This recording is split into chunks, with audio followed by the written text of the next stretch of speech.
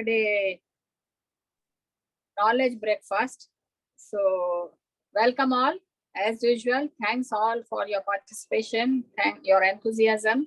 We were able to conduct this session over the years because of your all enthusiasm and participation. And I think it has become now habit to so many our friends, which include not only CS, but CA and law advocates also, to attend our webinar on Saturday after breakfast. Thanks for that support. Today's session is silent features of revised Secretarial Standard 1 and 2. And we have with us today's presenter, a star presenter, our own Sudhakar Saraswatula, because this is a passionate topic for Sudhakar. And I'll say that anybody who is a member of Secretarial Standard Board, which I was also in past, will always be passionate about Secretarial Standard. I know there are certain CS who says why this extra burden and all that, lot of issue. But friends, keep in mind, we CS has worked for the betterment of CS, betterment in the sense protection and importance of CS and the importance of the subject to be understood by each and every person who are involved in the company management. And that's why this Secretarial Standard is there. It is not for unnecessary nuisance or creating clerical work, as many CS says. Each and every standard is for the protection, betterment and benefit of CS and the directors. It is beneficial to the both. That's why the corporate governance and management to the highest level. So this will be again, there is revised this Secretarial Standard. So we have with us Sudhakar to present this, because this topic he said he will only do it. It's very pet topic. And we have with us our own Mr. Bala as usual. And friends, be patient. After this 2 session of Secretarial Standard, we are presenting Mr. Bala also with interesting topic for which he is known, decided cases. So be available for you after a few Saturdays. We have with us Mr. Vinay, the Company Secretary and Compliance Officer of Marico Limited. Thanks, Mr. Vinay. Welcome to our session. Thanks a lot for your time. Thank you. Let's formally introduce Mr. Vinay. Mr. Vinay is a Company Secretary and lawyer with over 15 years of experience in corporate law and governance matter, advising board and senior management, handling complex transactions, and guiding internal stakeholders on legal and compliance issues. Is presently the Company Secretary and Compliance Officer of Marico Limited, one of India's leading FMCG companies operating in global beauty and wellness space with turnover of $1.2 billion for financial year 23. Prior to this, Mr. Vinay handled various secretarial compliance functions at Wipro, and he was also previously associated with Landmark Group and was the Company Secretary and Compliance Officer of Subax Limited, a listed software company. Mr. Vinay has core areas of expertise, which includes corporate law, SEBI, FEMA, and he was involved in restructuring of FCCB, SAB buyback, bonus, preferential issue reduction, and involved in negotiating and closing complex commercial transaction, compliance management system, implementing internal policy, governance process, handle domestic cross-border merger amalgamation and large global liability insurance program. He's a regular speaker on corporate law matters. Apart from being a company secretary and lawyer, he's a commerce graduate and holds master's degree in business law from National Law School of Bangalore. Welcome, Mr. Vinay. Thanks a lot for your time. I'll request Mr. Vinay to say a few words on the topic, and then Mr. Bala, then Mr. Sudhakar and Mr. Bala. Thanks a lot, Mr. Vinay. Over to you. Thank you. Thank you. I hope I'm clearly audible. Yeah, very much. Yeah. Thank you. Thank you for having me on this knowledge breakfast. I really like the coinage that you used. It's very apt. And then for a profession like ours, I think we need to consume as much knowledge as we can, and not just maybe breakfast, lunch, and dinner as well. But this is a great initiative. I'm very familiar with the awesome topics that you host every Saturday. So congratulations and thanks for having me over. Pleasure to be on this panel with Sudhakar ji and Bala sir. I look forward to some enriching discussions. So, I mean, before we get into the presentation, I'll probably just share some of my thoughts, and I'll just take maybe 4 or 5 minutes if you're okay with that. You did start off by saying that, you know, this is a topic of great importance, and I can't agree more with you on that. If you just take a look back, I think we used to not have a statutory recognition to these standards. And, you know, we got this 9-10 years back. ICSI did a great job in getting that. And, you know, this is something that we all should be proud of, that we have a secretarial standards, you know, that has got a recognition under the Act. So I'm a firm believer that there's a lot of value in this. It really depends on how you look at it, how you implement it, etc. And I'll share some thoughts as well. The other thing I want to just call out is that I think there's been the word used here is standards. You know, it is secretarial standards, right? And for professionals like us, it's really, the word standards is to say that you have to set a certain benchmark, right? And these guidelines are setting the minimum standards, so to say, that you need to follow. And therefore, I think one should not look at this as a compliance that you need to meet, which obviously it is. But at the same time, take an inspiration from the coinage. It's a standard that we need to aspire to as a minimum, and then probably go beyond it to set up best practices and things like that. And the flip side of that, therefore, is that if you're not at that standard, therefore you're not, you know, at the level where the institute or where we are as professionals are requiring ourselves to be, right?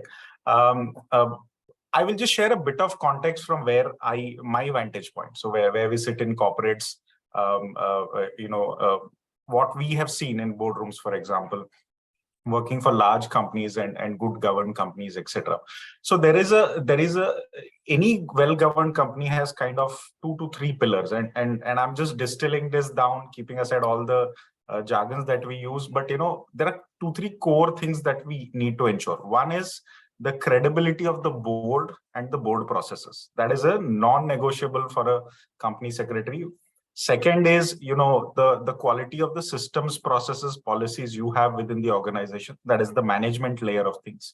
And third is the quality of disclosure and transparency that you maintain externally. If I remove everything else, these are the 3 skeletal parts to a good governance. Now, if you look at it, secretarial standards is kind of very, very intricately linked, or if I were to say, it gives you that wireframe for 1 and 3, which is the board processes as well as the external disclosure and transparency, mostly in SS2 rather than SS1. And then, of course, you know, we have a couple of other SSs which are not mandatory, but there also there is an element of external disclosure as well, right? So what we are seeing, at least from a corporate perspective, is that the composition of your board is half the battle, and then how you maintain board effectiveness with that composition is the other part of it, right? Now, on the second part of board effectiveness is where you know, our interactions come in. You know, the quality of agenda that you set, the kind of matters that you take to the board, the level of consultation that you do with the board beyond those 4 meetings in a year, right? During board meetings, what kind of data do you provide? How much in advance do you share them, right? These are actually, and I was just discussing this yesterday with the panelists, that these are not any more good to have things. These are basic expectations that independent directors have. Every director wants to contribute, wants to come prepared to a meeting, etc. So some of these things are not mere matters of compliance. This is adding to the effectiveness of how your board meetings run, the quality of deliberations that you have, and the kind of decision making that is done. Just for example, if the audit committee has to approve a related party transaction, right? The secretarial standard says any item of agenda you need to give these details and, you know, enough justification, etc. that is again, like I said, a wireframe for this RPT kind of a transaction. Now you come in and fill in saying what are those details that an audit committee would need for that, right? So I'm just trying to tie back the secretarial standard to what we do in board processes, right? The second aspect that I spoke of on disclosure and transparency, I think, there are two aspects to this. One is the internal records itself, the way you maintain minutes, the kind of detailing that you do there. I mean, it's not just a sort of a flat structure where you simply put the resolution, but, capture the deliberations, etc. So the quality of minutes that you maintain and the records that you maintain. Second is the external aspect of it. For example, SS2 has a provision where whenever you appoint a board member, you need to give some additional disclosures. Now, how much of it will you actually give to your shareholders makes a lot of difference. So, in the past, and I continue to believe that when we appoint a new board member, you need to really give the justification, etc. While it has now become a norm under LODR that you need to call out the reason. But this is something we have been always doing, right? And this was built into the secretarial standards, 10 years ago, that, you need to give a justification when you appoint, you need to give the profile and things like that, right? So there are elements like this which contribute to effective governance, right? This is one context that I just want to say. The other context is the reality that we are looking at today. As far as listed companies are concerned, I think all of us know that the expectations would be higher and higher as we go along, because there is a deep public interest as far as listed companies are concerned. So I'm not dwelling much into that. But if you look at the other new thing that is developing now is the startup governance, right? And a lot of talk has been happening. And this is where, all of us as a profession will come in, because either as practicing professionals or in companies, we will either be supporting startups, or we will be acquiring startups, or we will be in the startups, right? New norms will come. It is probably likely to come where startups will have their own framework of how they need to manage their board, their governance, and things like that. Given all that's been happening around startups today. So that is where, again, secretarial standard can play a great role, where there could be a chapter separately on startups, where, one can think of how a company that is more business focused can also become more governance focused as well. The other aspect is the onset of AI in a mass level through these GPTs that we are getting today. I don't think there'll be anyone on this webinar who has not tried a chat GPT so far, right? For either for drafting or something else, right? So we are moving into a reality where electronic systems are not just in your office life, but are deeply embedded in your personal space. So again, there is probably a need, I think, to look at the way we do things more electronic forward, rather than, physical notices, these 48 hours and things. All of this will very soon become a thing of the past, in my view.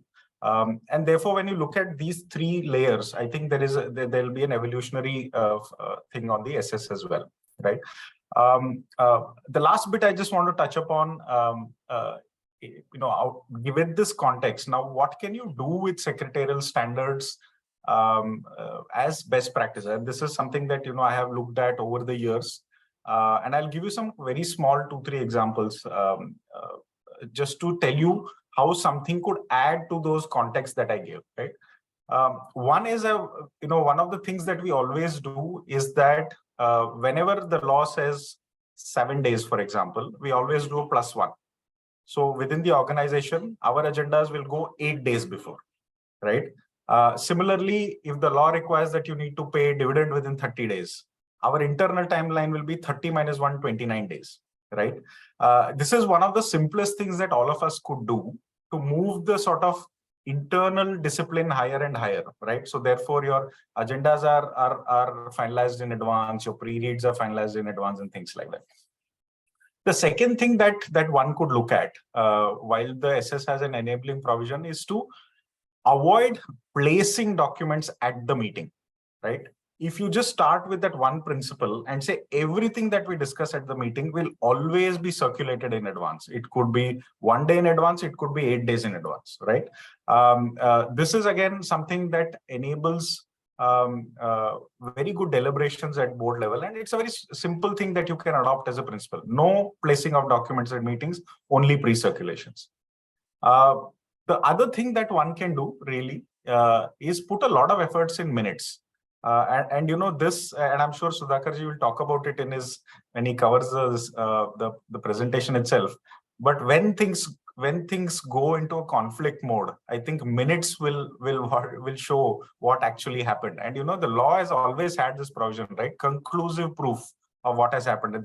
Those two words having the legal ramification of those two words is so profound. Conclusive proof of what has happened at the meeting. That means nobody else comes above this than the minutes itself, right? So pay a lot of attention on how you draft the minutes.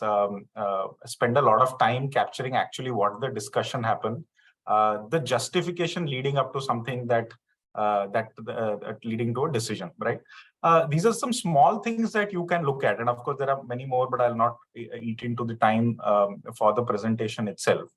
And I'll just conclude this introduction by saying that I think SS will evolve as time goes by, but it's up to us to put that SS as a wireframe into the practices that we want to do. Now, rather than looking at SS as having answers to everything, it's a wireframe where we need to take that. It has ample room for you to fit in your good practices and take it to the next level. So I think we need to look at it that way and integrate technology deeply. That is going to become the reality as we go forward. So I'll just pause here and hand it back to Sudhakarji. I think just 1 minute, Sudhakar. Mr. Vinay, you rightly mentioned the, what CS has to look and the importance of minutes, because that is also my very passionate topic. And we can see the popularity of Sudhakar. See the participant is just webinar started, is touching 250. So I need not introduce Sudhakar only. And now over to Sudhakar. See, anyway, Dipti, I am going to make the presentation. So better Bala speak for initial remarks he can give it. Thereafter, I will anyway speak on something. Yeah. Mr. Bala, 2 minutes to you, and we will start the presentation. Good morning to all of you. I have a great pleasure in welcoming you such a large participants in today's meeting. At the start itself, we are closer to 250, which really shows the importance of this particular topic. Before the secretarial standards were actually introduced, many companies have been following their own system, procedure, etc. Even when I became a company secretary way back in the 90s, I've been just told, you're the company secretary from tomorrow onwards. I never planned to be a company secretary. I never worked in the secretary department. My first task was to learn the things. So I happened to meet many company secretaries in many of the well-known companies. To my surprise, first of all, there was no uniformity. People were writing differently, different thing. I was really confused how I am going to handle it. This was the situation. Then I talked to my own people, then said, you see how we have been doing it and all. I found we were doing it in a different. This is one. Second thing is, I think, way back in 2006 and 2007, I took up a job in overseas. And I was really surprised to see the very first item of discussion in any board meeting there where I was working, after the quorum and chairman, etc., to approve the item of agenda, which I never heard it actually at any time. So when I asked why this approval of agenda, I've been told by the chairman, we run whether all the people have received all the documents, or they're prepared for ready, or any clarification, any documents inadequate, etc. That is the purpose of approving the agenda. Any particular agenda item, things are not improper, that will not be taken in this meeting, that will be taken in the next meeting after putting the necessary information. This is what I have been told actually, that is the purpose of approving of the agenda. Another thing is there, as Mr. Nayak put upon everything is to be pre-circulated.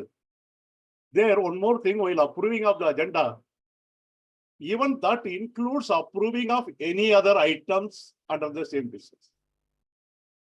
So they will ask any other item which are actually discussed in this meeting. Chairman will ask that, and he will actually check with the company secretary whether all the people have been apprised, or you are going to take us in the surprise, are you going to put it, what is it, all this thing, even that also. So really speaking, today, with reference to these things, if I look at the secretarial standard which has been introduced in 2013, A, it has brought the uniformity. B, it is given a ready-made guidance for any company secretary who joins today, how to write the minutes, how to do the things. And not only that, even the, what we call the agenda items have been actually put by way of the annexure.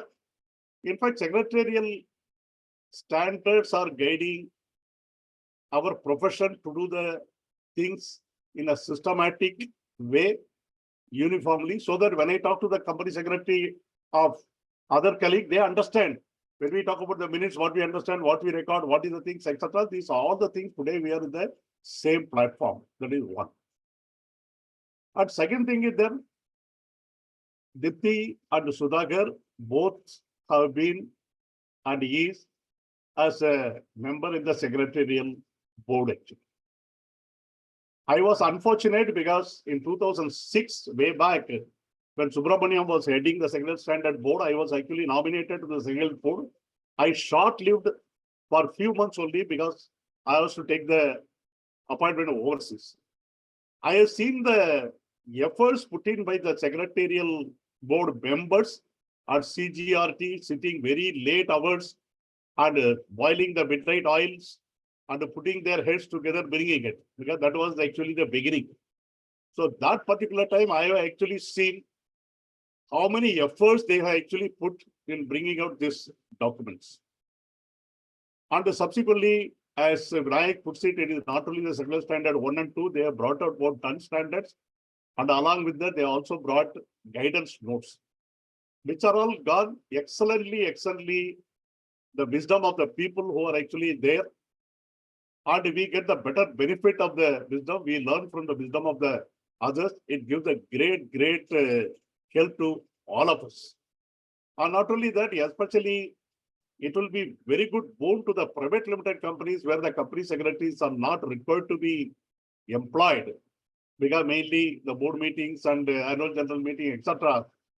If the people concerned, people who are ensuring the compliances there, if they go through the Secretarial Standard 1 and 2, to the greater extent, the complaints are actually taken care of. And number two, here touched upon why it is an extra burden, etc. Another thing and all. I do not know, many people might have seen, gone through also.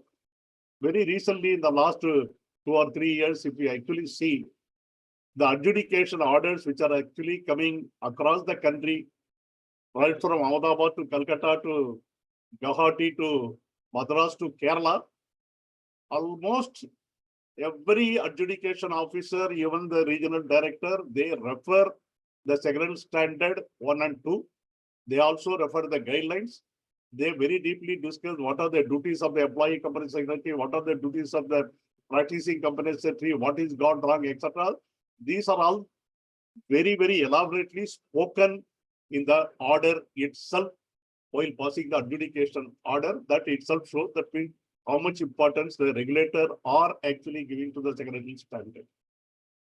Beyond that, I would not like to take time of our presenter because, as Dipti puts it, he is a very well-known person across the country, and this favorite subject has been in his heart, and he has been actually part and parcel of the Secretarial Standard Board, even continue to be today.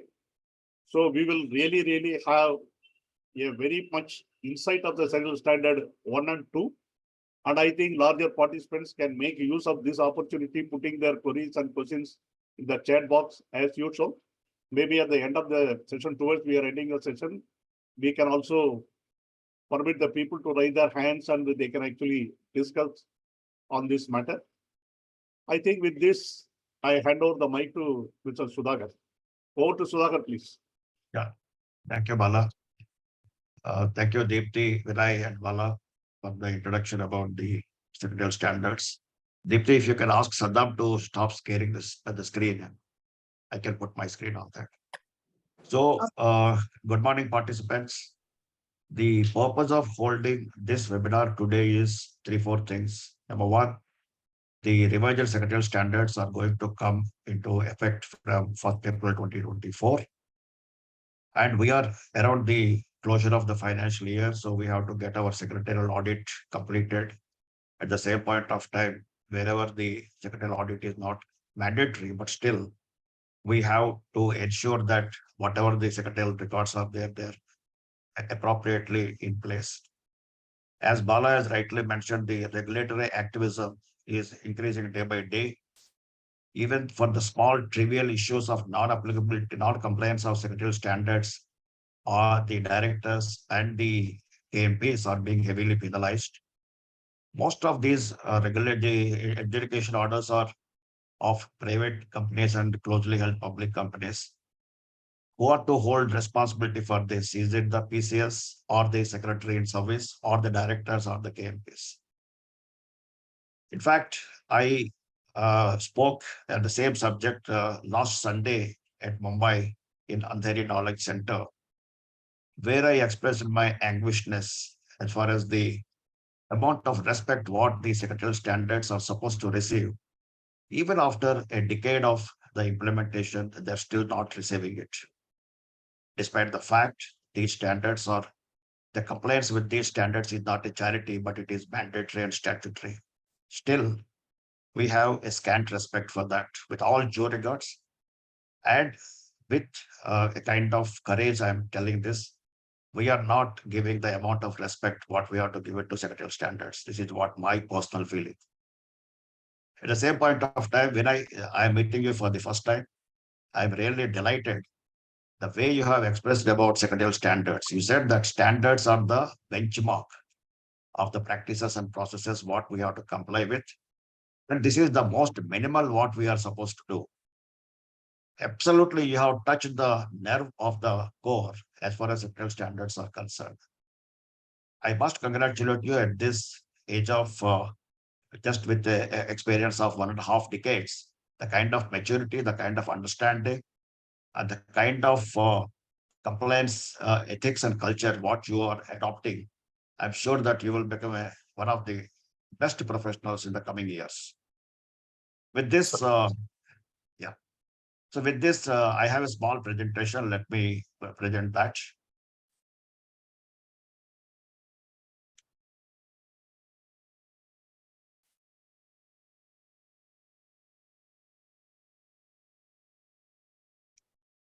I'm sure you are able to see my screen.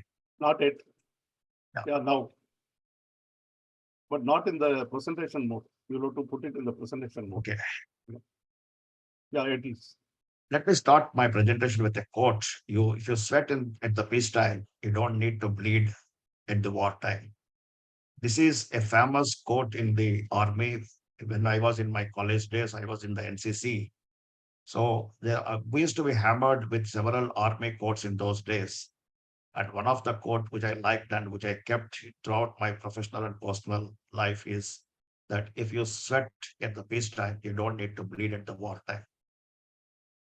To how I can connect this with secretarial standards is if you apply, if you comply with secretarial standards throughout the time, in case any of the board meetings is challenged either by any director or by a promoter or by a regulator, you don't need to get panicked. In the peacetime, everything looks so easy for us. But whenever there is any kind of turmoil takes place, any kind of uncertainty takes place, or if anybody challenges us, we lose our senses completely and if we get panicked. So it is always better to comply with whatever the compliances are required. SS1 and 2 describe the set of principles for convening and conducting the meetings of the board committees as well as the shareholders. As we know that though the Act provides the legal part as far as the convening and conducting these meetings, the law is silent as far as the procedural part. When you have to apply the legalities. That point of time, several interpretation, the scope of interpretation may be there, may not be there. If the interpretation scope is there, how you interpret is the major question. So wherever there is a kind of law is silent or there is a law is ambiguous at some places, standards have endeavored to take care of those aspects. The primary objective of the revision is nothing but to align with the major amendments which have come in the Companies Amendment Act 2017. And of course, at the same point of time, some kind of a language improvement has also taken place.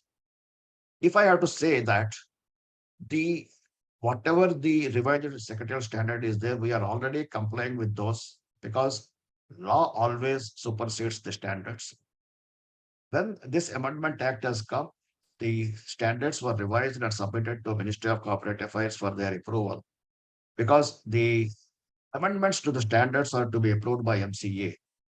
So MCA has constituted a committee at that point of time, and the committee has gone through the standards, not only the revised portion, but the entire standards.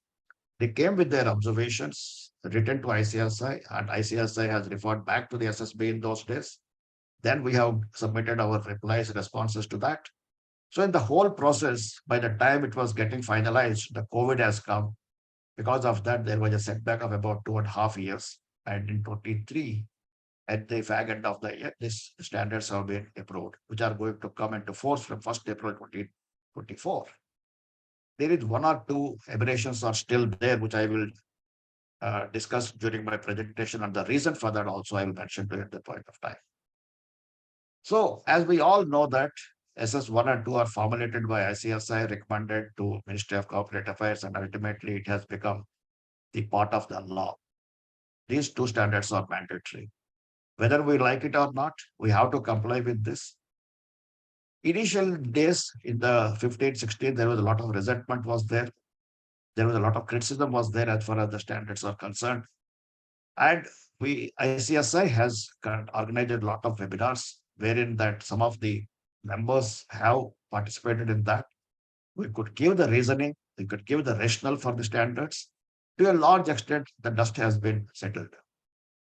But even after a decade, still people are having some kind of a resentment. I have seen that several senior company secretaries, they say that it is nothing but repetition of law. If anybody says that, if it is a repetition of law, especially in case of SS1, with all due regards to those senior professionals, I must say that they have not read or they have not understood the standards properly. These standards, for the first time, they have come into force from 1st July 2015. Subsequently, they have revised. Revised standards came into October 1st, 2017. Now, subsequent revised standards are going to come from 2024, April 1st. The guidance note, what we have on SS1 and 2, they have been revised up to December 31st, 2020. In fact, in the standards, if you see that they talk only about the legal provisions pertaining to the Companies Act, standards does not talk anything about listing regulations.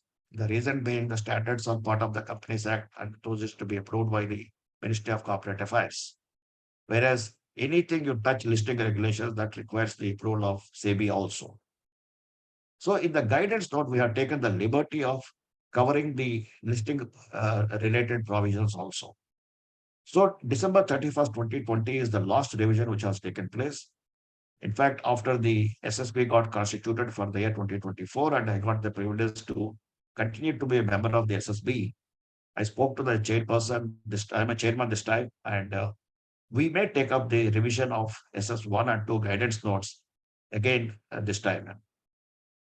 As far as the applicability is concerned, the standards are applicable to all the companies, whether it is private companies, public companies, listed or unlisted, and also to the banking companies and insurance companies. And wherever the regulations, specific regulations are prevailing over the standards, obviously they will prevail over. And whatever the stricter provisions are there, they have to be complied with. As far as whether SS1 is applicable to the independent directors meeting, this is a question several times I have been asked to. Independent directors meeting is neither a board meeting nor a committee meeting as such. It is a separate meeting altogether.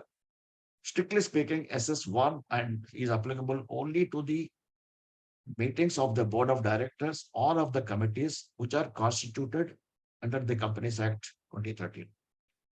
So independent directors meeting, strictly speaking, SS is not applicable.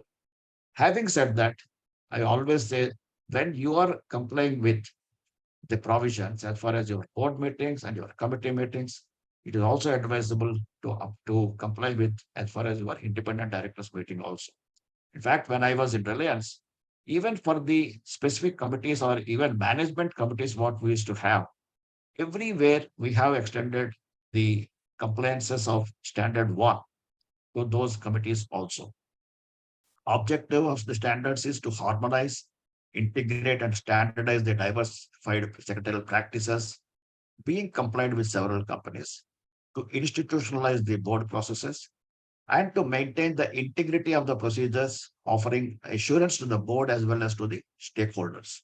If I am a director in 7 companies, if I receive the notice or agenda or minutes in a standard form, it will help me as a director, especially if the director is a technocrat or a technical person who has not having much exposure to Companies Act or to the listing regulations.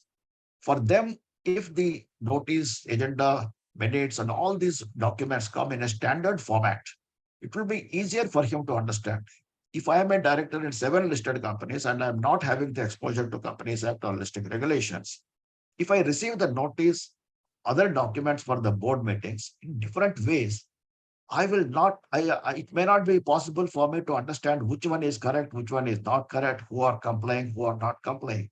So the basic objective of the standards is that to standardize and to ensure that institutionalizing the board processes also.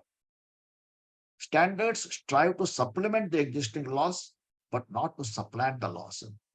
So standards are not going to replace any of the legal provisions of the Act because Act always supersedes and standards are subservient to the Companies Act. Only thing is that it will never substitute, but it will only supplant the existing laws. In addition, it is that they are always to supplement the existing laws. And as I told you that wherever there is a kind of ambiguity is there or the law is silent, that point of time, standards step in and to give the necessary what's called as remedial measures, you can say. Introduced for the first time in the world, we must take pride. ICSI has taken the leadership, and even the Malaysian Institute has taken the approval of the ministry, and they have virtually taken our standards as the basic, and they are complied with. And as I told you, provide clarity where there is ambiguity. It ensures robust procedures and systems. And a major thing, according to me, as far as the standards are concerned, is it reduces the quantum and propensity of litigation, especially in case of private limited companies and closely held public companies. If you see the operational mismanagement cases, most of the times they always arise out of this, in case of this private companies and closely held companies, with all due regards, the amount of respect what they give to the compliances is slightly a notch, maybe 2-3 notches below which they are supposed to comply with. Whereas once you ensure that these standards are complied with, the propensity of litigation and the quantum of litigations will certainly reduce. Now, when I come to the role of company secretary vis-a-vis the standards, he shall maintain the integrity of the meetings because the standards prescribe a set of principles. And one of the functions of the company secretary is to ensure applicability of and to ensure compliance with the applicable secretarial standards. So the law says at least to the company secretary, if not anything else, you should ensure compliance with secretarial standard 1 and 2. As far as 3 and 4 is concerned, it is your discretion. So the secretarial auditor also has to specifically comment while he is giving his secretarial audit report as far as his client has complied with the standards or not. Similarly, in case of secretarial compliance certificate, which is applicable to the listed companies, specific comments from the company secretary in practice is required with regard to compliance of these standards. So the company secretaries have to have thorough knowledge of and ensure that their companies or their clients comply with this the way they are supposed to comply with. Wherever any kind of compliances are not there, sometimes it may so happen that the compliances may be trivial in nature. And the secretarial auditor might be having a broad heart, I mean, okay, a broad mind or a very kind of, kind-heartedness. He may not be qualifying the reports. But the way the regulator is viewing these trivial issues are also non-compliances. How far a company secretary in practice, who is the secretarial auditor of the company, can he ignore the non-compliances of such trivial issues? I have a doubt about that. Maybe the PCS, who is a secretarial auditor, they have to examine this vis-a-vis the regulator, the way he is looking at these trivial non-compliances are concerned. Another question often comes is that in the standard, if you see that 32-page booklet, the some portion is in the bold and some portion is in unbold. That is the background material. People always think that, some people, they think that the bold portion is only to be complied with mandatorily, and the portion which is unbold in the secretarial standard is not to be complied with mandatorily, which is not so. Every word and every alphabet in the secretarial standard is mandatory. It is only for the sake of operational convenience that has been demarcated into bold as well as unbold. But as far as the compliances are concerned, everything is to be complied with. Now, before we go further and to understand the importance of secretarial standards, I'm going to show a short film to you.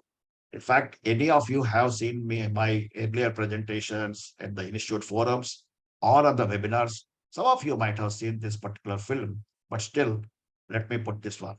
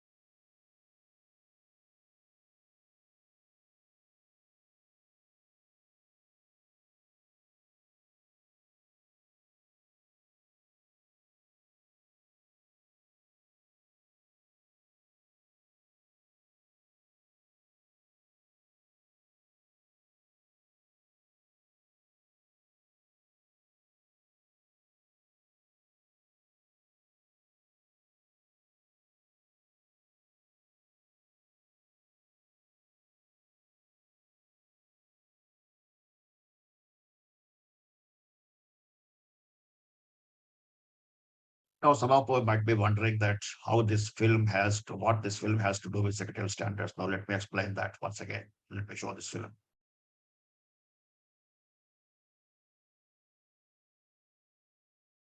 Visualize this person is appointed as an independent director or as a KMP. He may be a company secretary.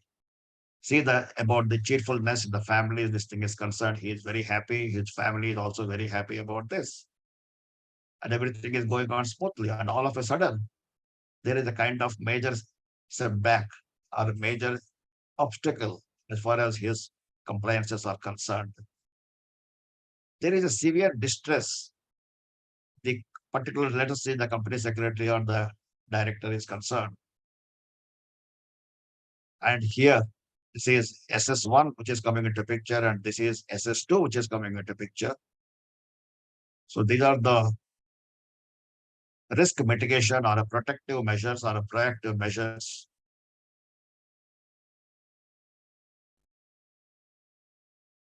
And with this, what happened was the major mishap has been averted. So embrace life. Always wear your seat belt. My message to you is embrace secretarial standards and always, embrace your professional life and wear your comply with secretarial standards. So with this message, it is very clear now. I will put a question on. Very nicely told, Sudhakar. Yes. Thank you very much, Dipti. So here in this case, I would like to ask a question that who has to wear the seat belts? When you are driving a small car like Maruti 800 or a i10, or when you are driving a Mercedes or a BMW car. Obviously, anybody will say certainly that when I'm driving the smaller vehicle, I have to wear the seat belts because the build of that particular vehicle is quite vulnerable. If any accident takes place, it would be major mishap will be there. As far as the Mercedes and BMW are concerned, the build of the vehicle is so sturdy to a large extent, the vehicle itself will take the impact. The same is the case here also that when you talk about the compliances, anyway, the listed companies are on the radar of regulators, on the radar of all the stakeholders, and no company secretary or any board can afford to have any kind of non-compliance. Whereas in case of the smaller companies, unlisted companies, private companies, or your Section 8 companies, your startup companies, they give scant respect. And even the company secretaries who are in practice, who are their advisors or who are in their employment, they say that they don't listen to me as far as the compliances are concerned, whatever, what can I do? Now, what Bala sir, every alternate day, he write about an article about the education matters. And if you see, 99% of these companies are private companies and closely held public companies only. So the smaller companies need more orientation, more sensitization. As far as their board meetings are concerned, practice, the company secretaries, whether in service or in practice, they have to have a strong conviction as far as the secretarial standards are concerned. And they need to build up the confidence and the courage to go and explain to their clients or to their managements and about the importance of the secretarial standards. Otherwise, they have to face the same music, whatever is happening now. But quickly going further, as far as we always think that convening a board meeting and conducting a board meeting is my left hand thing. Most of the time, the company secretaries think that, in fact, if I'm permitted, I may use the word. The company secretaries have an arrogance that I can handle for the last 40 years, so many board meetings I have convened and conducted. What is the big deal in that? But really, I'm telling you, if we have been given a pen and paper and if we have been asked to draft a notice without referring to anything, how many of us will get how many marks is really a question mark? Because most of the times what we do is we cut paste to things. Maybe to some extent we may apply our wisdom and knowledge. Sometimes we may not even do that also. Simply we pick up the last notice, change the date, change the other things, whatever our variables are there, we will push it that thing. Suppose if a director ask the company secretary, because he got an inherent right, the director got an inherent right under the act that he can summon the meeting of the board. If he asks the company secretary, please convene a board meeting, what the company secretary has to do? The standard says, no doubt about it, he has to convene such meeting in consultation with the chairman, managing director, whole-time director. For example, they say, no, don't convene the meeting. By merely one director is asking you why we have to conduct the meeting. We will not do that. Can the company secretary go and simply tell the director concerned that, look, the chairman says or the MD says not to convene the meeting, so I am in a helpless position. I cannot do that. Now the question comes, he has to also refer to the articles. What the articles say? If the articles say that whenever a director summon a meeting, the company secretary has to convene such meeting, then he cannot say that, look, my chairman said no, my MD said no, my full-time director said no. The secretary is under duty bound to convene such meeting. So you have to see that what is the articles. Now at this point of time, let me also say that several times, if you ask the company secretaries, you may ask yourself, whenever we change the job, whenever we join new companies, how many of us really read the articles? How much importance it has? Similarly, whenever we get a client, how many of us go through the articles thoroughly and highlight the points about as far as the complaints are concerned? Think about it. I will leave the point with you. As far as the adjournments are concerned, Companies Act is silent except that the chairman can adjourn the meeting only for want of a quorum. Whereas SS1 provides that a chairman may adjourn the meeting for any reason at any stage, unless majority of directors present at the meeting dissent or object. That means chairman has a power under the secretarial standard that for any reason at any stage of the meeting, provided the majority of the directors present at the meeting give their concurrence to that. That means they are not opposing it, that he can do it. Any material irregularity in the notice, it may affect the validity of the meeting itself as well as the decisions taken thereafter. Similarly, notice is when in case any kind of alternate director have been appointed for any director, the notice is to be given not only to the alternate director, but also to the original director. Though he is not in India as such, he has gone abroad. Because of that, an alternate director has been appointed. No doubt about it, these days, the directors can attend the meetings in a virtual mode. That's why the concept of alternate director to a large extent is not relevant these days, but still it is there in the act as such. Maybe your company may appoint an alternate director. So as a company secretary, we need to understand the nuances of the alternate director's provisions also.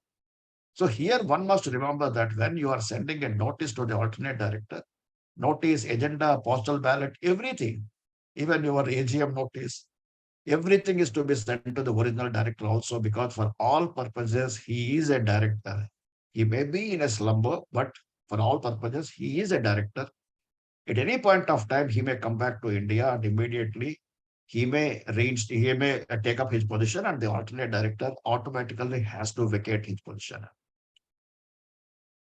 Now, notes on agenda, the law is silent about it. Act does not say anything. And because of this, several times it used to happen that prior to the SS1, we as company secretaries used to dump the directors one night before or one day before the board meetings, because we were having our own difficulties that our colleagues were not giving us the board agenda items in time.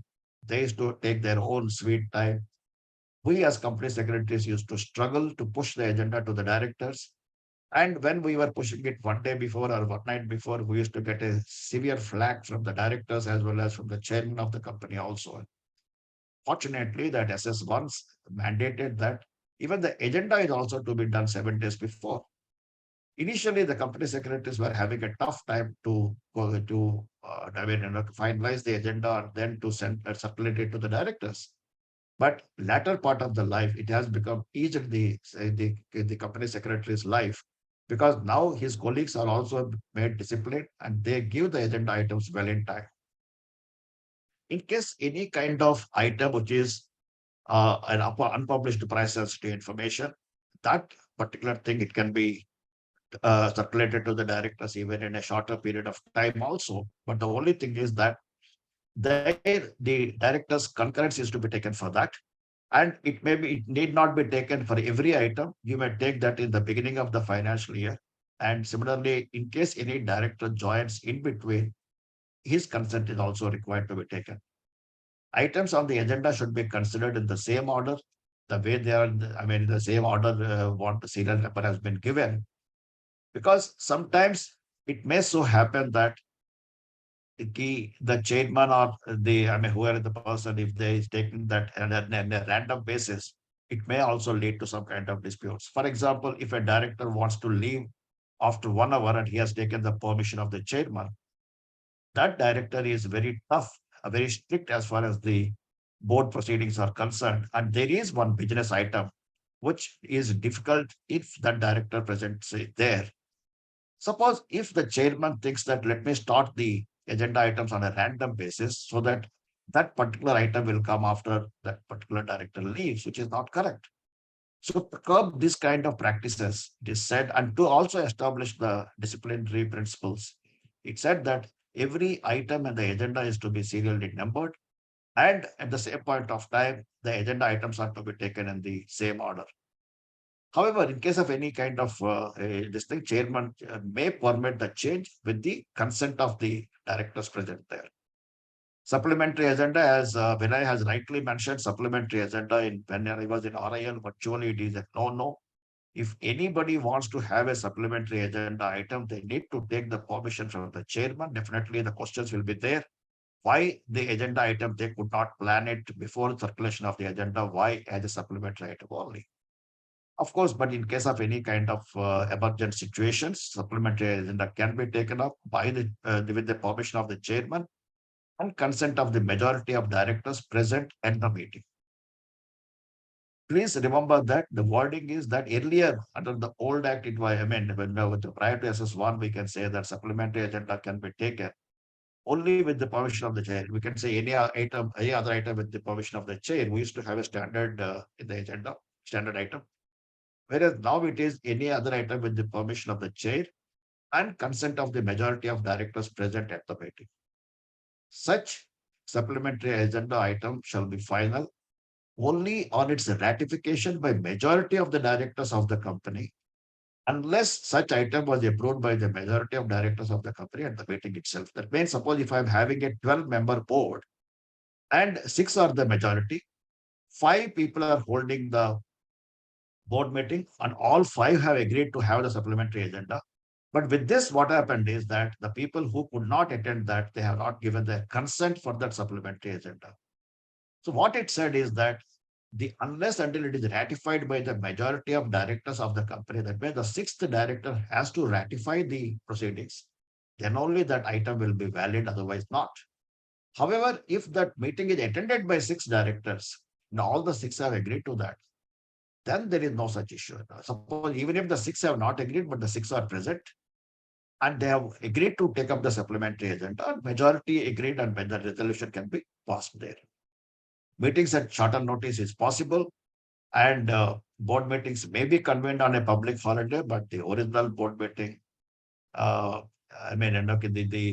is no specific provision prohibiting the original board meeting is to be held. It cannot be held on a national holiday. Agenda notes and agenda may be sent on a shorter period with after less than 7 days also, provided one independent director is present at such meeting. If not present, again, he has to ratify the agenda items, and meetings being held at shorter notice are to be very clearly stated in the notice. What are the revisions have taken place? That the revision in the standard 1.2.3 clause a change of that provides the directors shall not participate through electronic mode in the discussion on restricted items unless there is a quorum. Earlier, as you might be knowing, that there were 4 or 5 items like your financial statements, your board's report, and in case the issue of securities or budget amalgamations, like this 4 or 5 items are there, which requires the presence of the physical quorum. This physical quorum, that on 15th June 2021, this rule 4 of the board meetings of the board and its powers rules have been dropped. But as I mentioned to you, the revised standards were given to the Ministry of Corporate Affairs much before that. And once you submit that, only after their approval or unless they have some objection, that we cannot give it this thing up. Though it was given to them, but by that time they have already considered the earlier draft which we have given to them. So if you see that still this particular provision is there in the standard as such, but in the law it is already omitted. So the law always prevails. Even though now the physical quorum is not required for any other purpose. And when we are going to revise the SS1, once again, that point of time, this item has already been flagged and which will be removed from the SS1 also. Similarly, another change in the definition of OPSI, that because there is a change in the definition, the deletion of what we have done is the deletion of material events in accordance with the listing agreement that has been removed from the definition of OPSI, because the SEBI has, that is the SEBI notification dated December 31st, 2018, wherein the definition of unpublished price sensitive information in the bid regulations were changed. The same thing has been aligned as far as SS1 is also concerned. The frequency of meetings, at least 4 meetings are required in each calendar year. Please remember that the 4 meetings are not in financial year, but it is in calendar year. as far as the independent directors meeting is concerned, it is once in a financial year. Very surprisingly, if you see that early in the law earlier, it was independent directors meeting is required once in a year. Since it was not clearly there, SS1 has taken the liberty to clarify that one meeting in a calendar year. But when we have submitted the revised standards in 2017, which was approved subsequently, that point of time, the MCS says that once this was actually, of course, the law also got amended subsequently. Independent directors meeting once in a financial year, not in calendar year. That is the difference between the two. Now the ROC somebody has actually put up here, most of the complaints are linked to the financial year.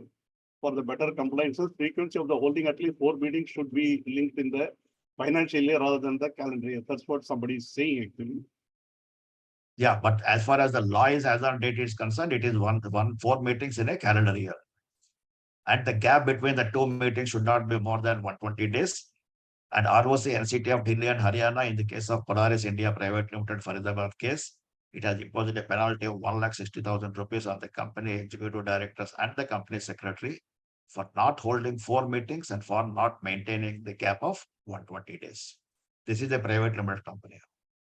And again, somebody says, para 2.3 of the SS1, which is actually putting the independent director meeting, shall not hold one meeting in the financial year without the presence of the non-independent directors and members of the management.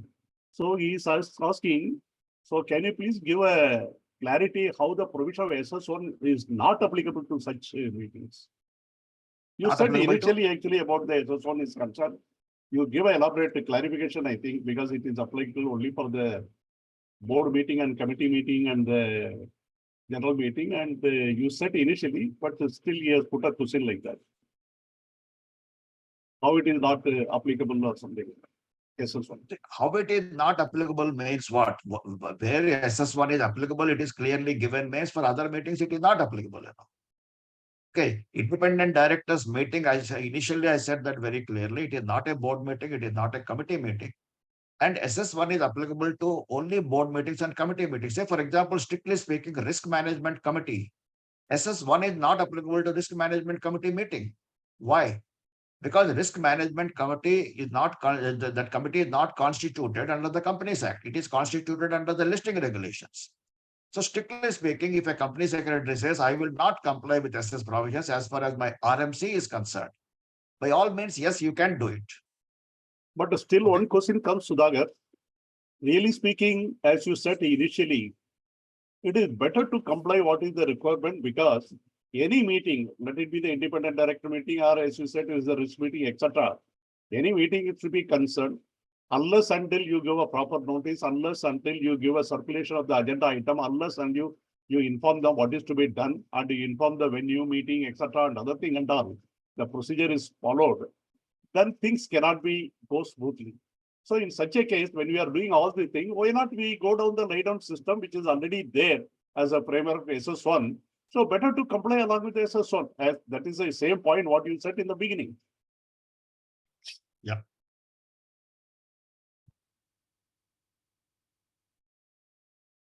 So the revision, as far as the 2.1 standard is concerned, there is a definition of startup is there. So the definition of startup has been added here. Private company, which is recognized as a startup, holds 1 meeting of the board in each half of a calendar year. Okay, so just like your Section 8 companies and the startup, sorry, that one person companies and startup companies, they can have only 2 meetings in a calendar year. And between the 2 meetings, the gap should not be more than 90 days. And what is a startup company? The definition has been given for the purpose of this standard. The term startup means a private company incorporated under the Act and recognized as a startup in accordance with the notification issued by the Department for Promotion of Industry and Internal Trade, Ministry of Commerce and Industry, blah, blah, blah. Because this is an MCA exemption notification dated June 13, 2017, which has been given to private company. And explanation to Section 240 of the Companies Act 2013. In alignment with this, the definition of startup has been added to the standards. Independent directors shall have at least 1 meeting in a financial year. Previously, this was calendar year without attendance of non-independent directors and members of the management. This is an amendment which has come in 2017 Amendment Act. So in alignment with that, this change has been made. Somebody has put Now, up as a far as the question. quorum is concerned, Somebody has put up a question whether the gap of 120 days is also applicable to the audit committee meetings.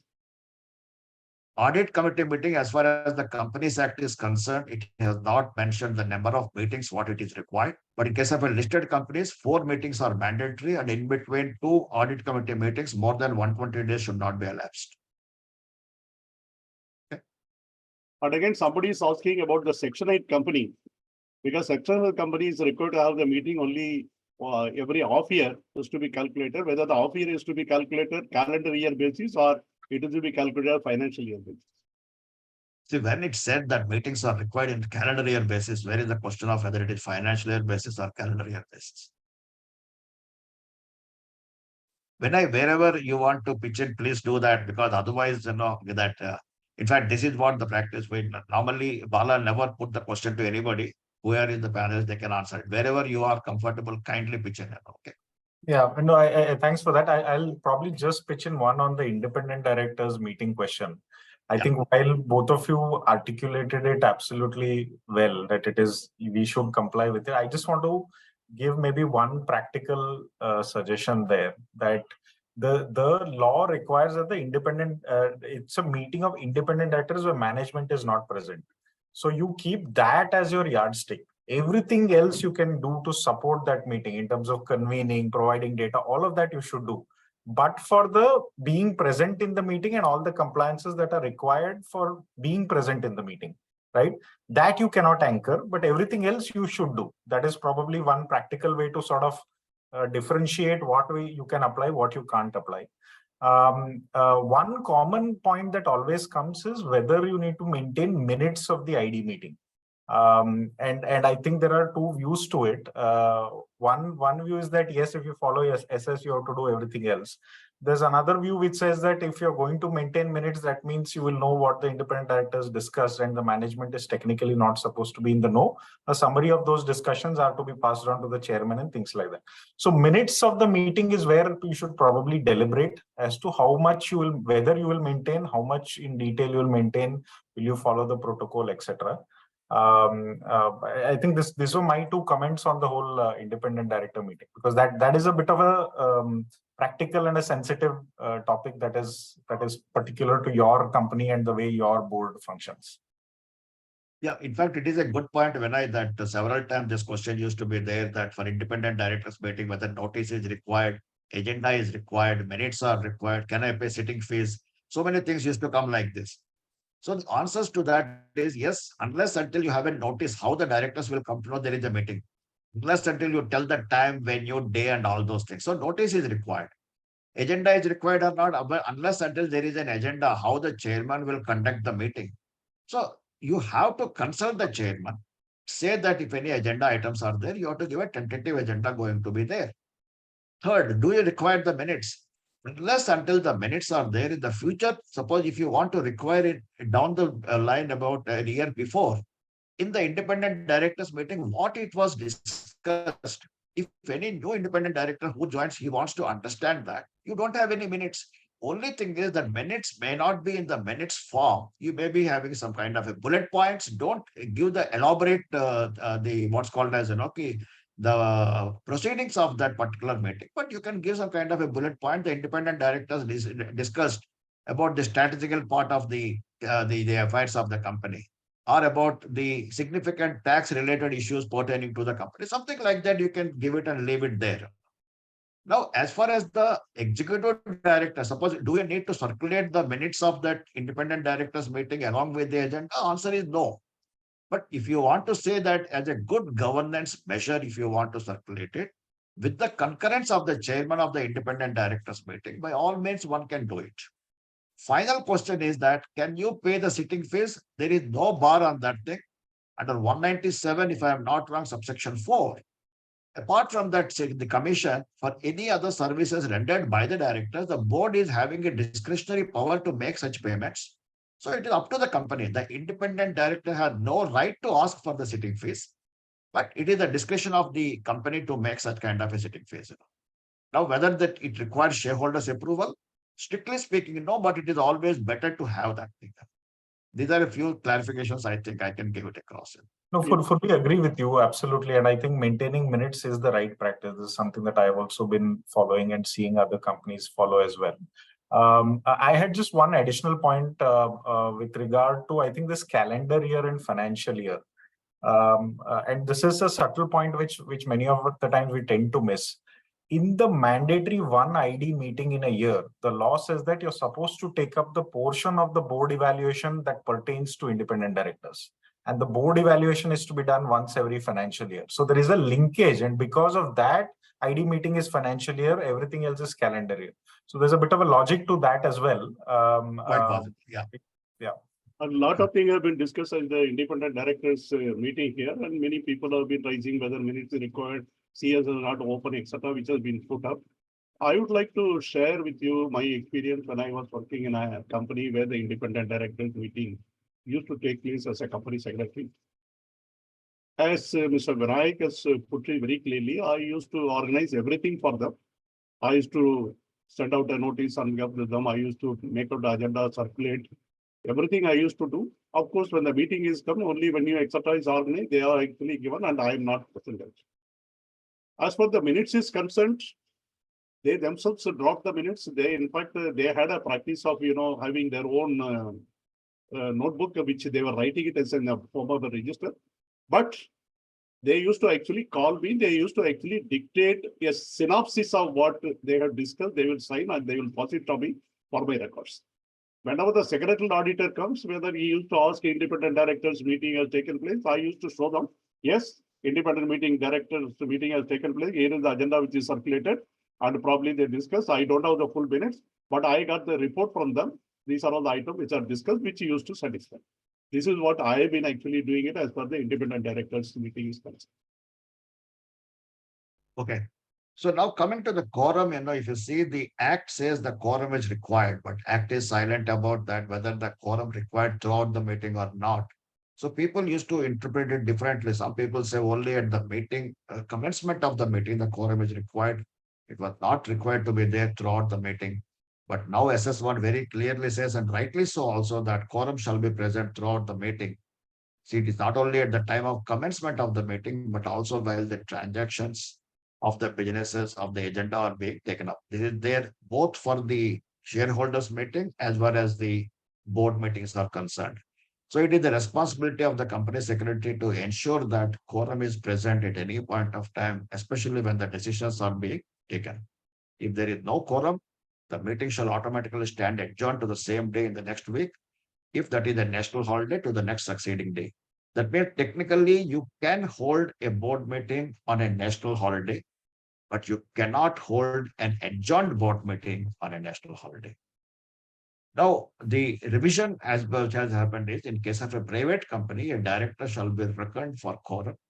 Earlier, he could only participate, but now he will be counted for the purpose of quorum also. Now, directors' participation in the meeting, directors participating through electronic mode in a meeting shall be counted for the purpose of quorum, except for restricted item. This I have already mentioned to you. Rule 4 has been subsequently omitted, and which has become effective from June 15, 2021. So this will be taken care in the future revision of secretarial standards. Now, as far as the chairman is concerned, in case of a private company, the chairman may continue to chair, be reckoned for the purpose of quorum, entitled to participate in the meeting in respect of such item after disclosure of his interest. This is in alignment with 174 subsection 3, which was amended by the Companies Amendment Act 2017. Earlier, in case of private companies, after disclosure, they were only allowed to participate, whereas now they are not only they will be allowed to participate, but they also reckon for the purpose of quorum, and they can also vote at that particular meeting also. This is in alignment with, as I told you, about the modification, the amendment to Companies Amendment Act 2017, and also the exemption to private companies in partial modification to the principal exemption notification dated June 5th, 2015. Now, resolutions by circulation, this is one of the tricky areas, and some company secretaries make a foxpath in this. My request to everyone is to kindly go through the guidance note where a lot of examples have been given as far as the resolution passed by circulation. 1/3 of the total number of directors of the company, they may require a resolution proposed to be passed only at a meeting. That may, prior to this, earlier, it is the company's prerogative kind of thing. Wherever they are not in a position to convene the meeting, they used to pass the resolutions by circulation. Unless until it is you cannot do that under the provisions of the Act.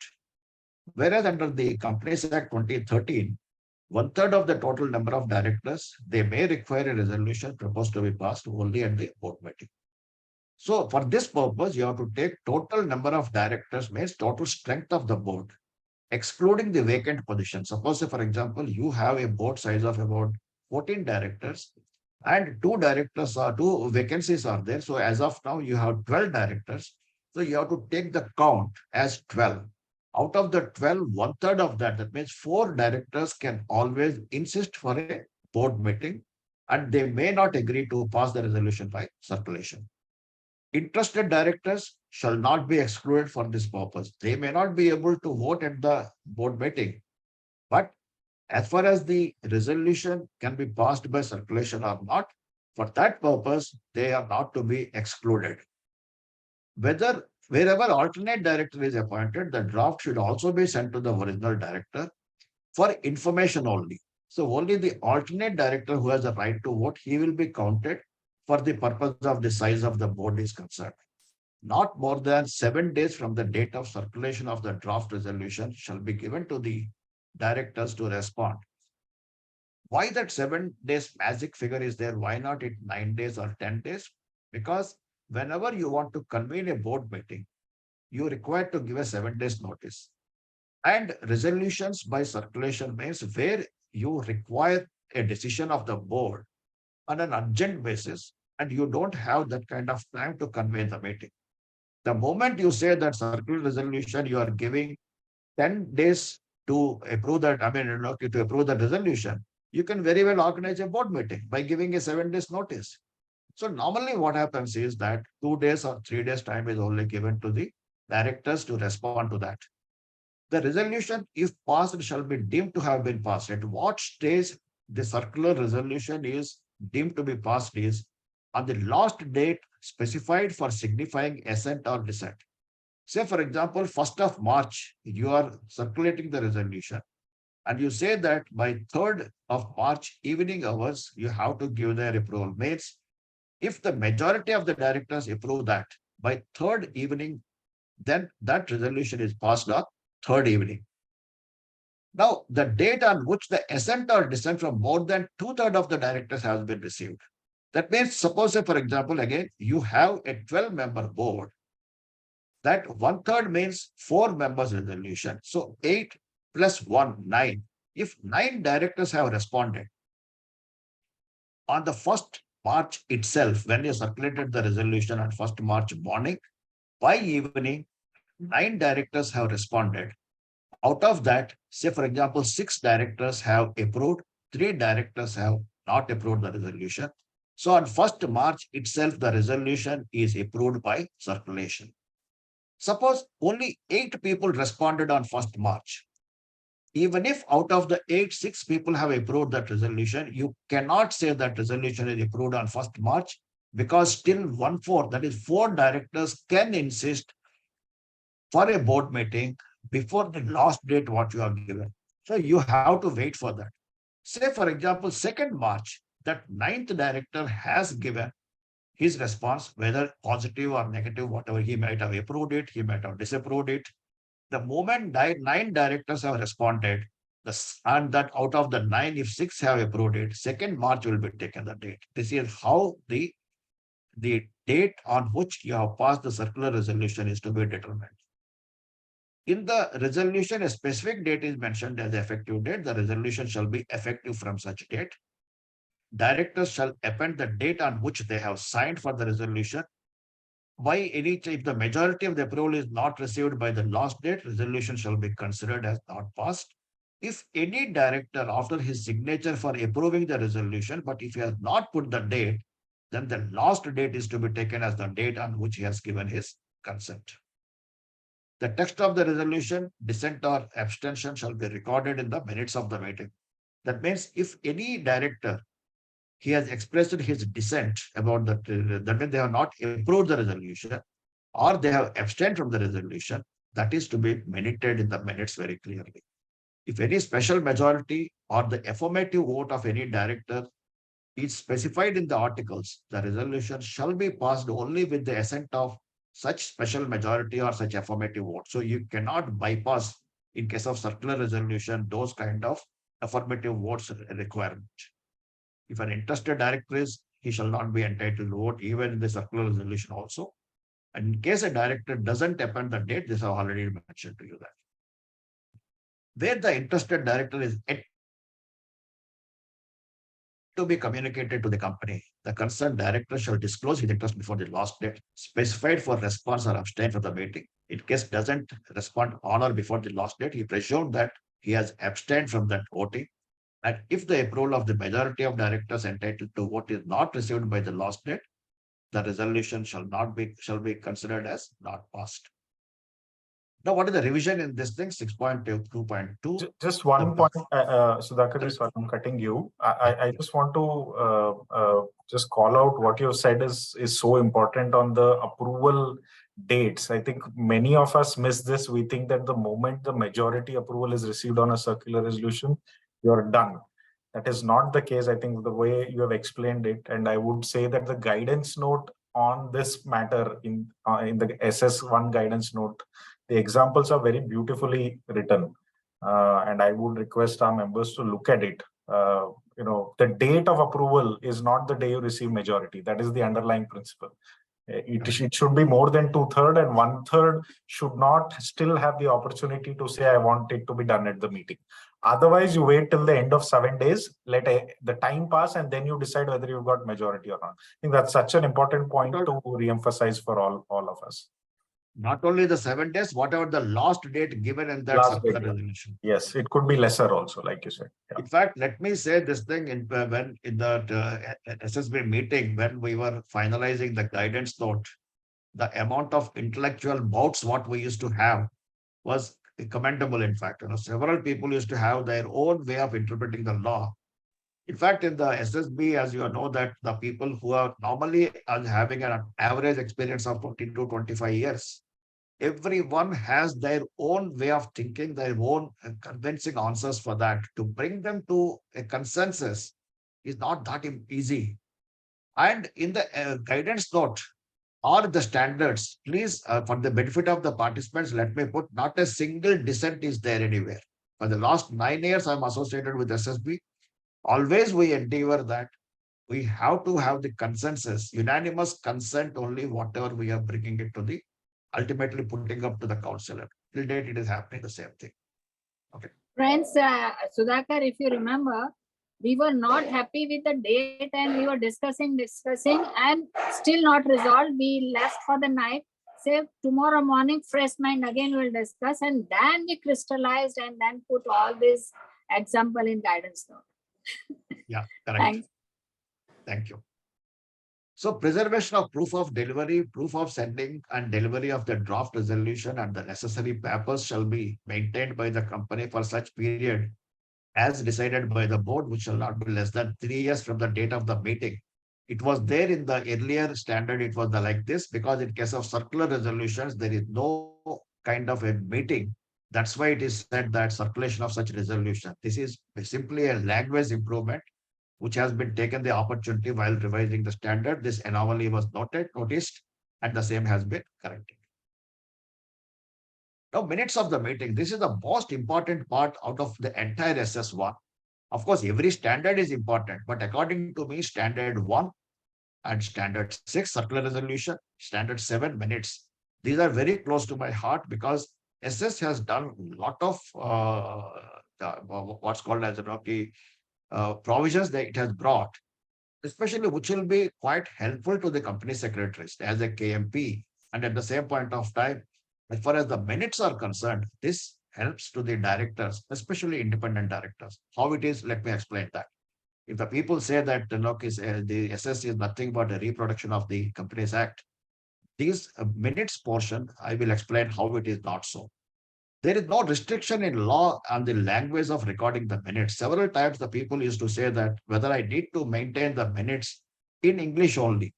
There was no clarity that some people used to say under the old act that no, you have to maintain the minutes in English only. You cannot maintain in any other language. Now, SS has clarified this. You can maintain the minutes in any language you feel like.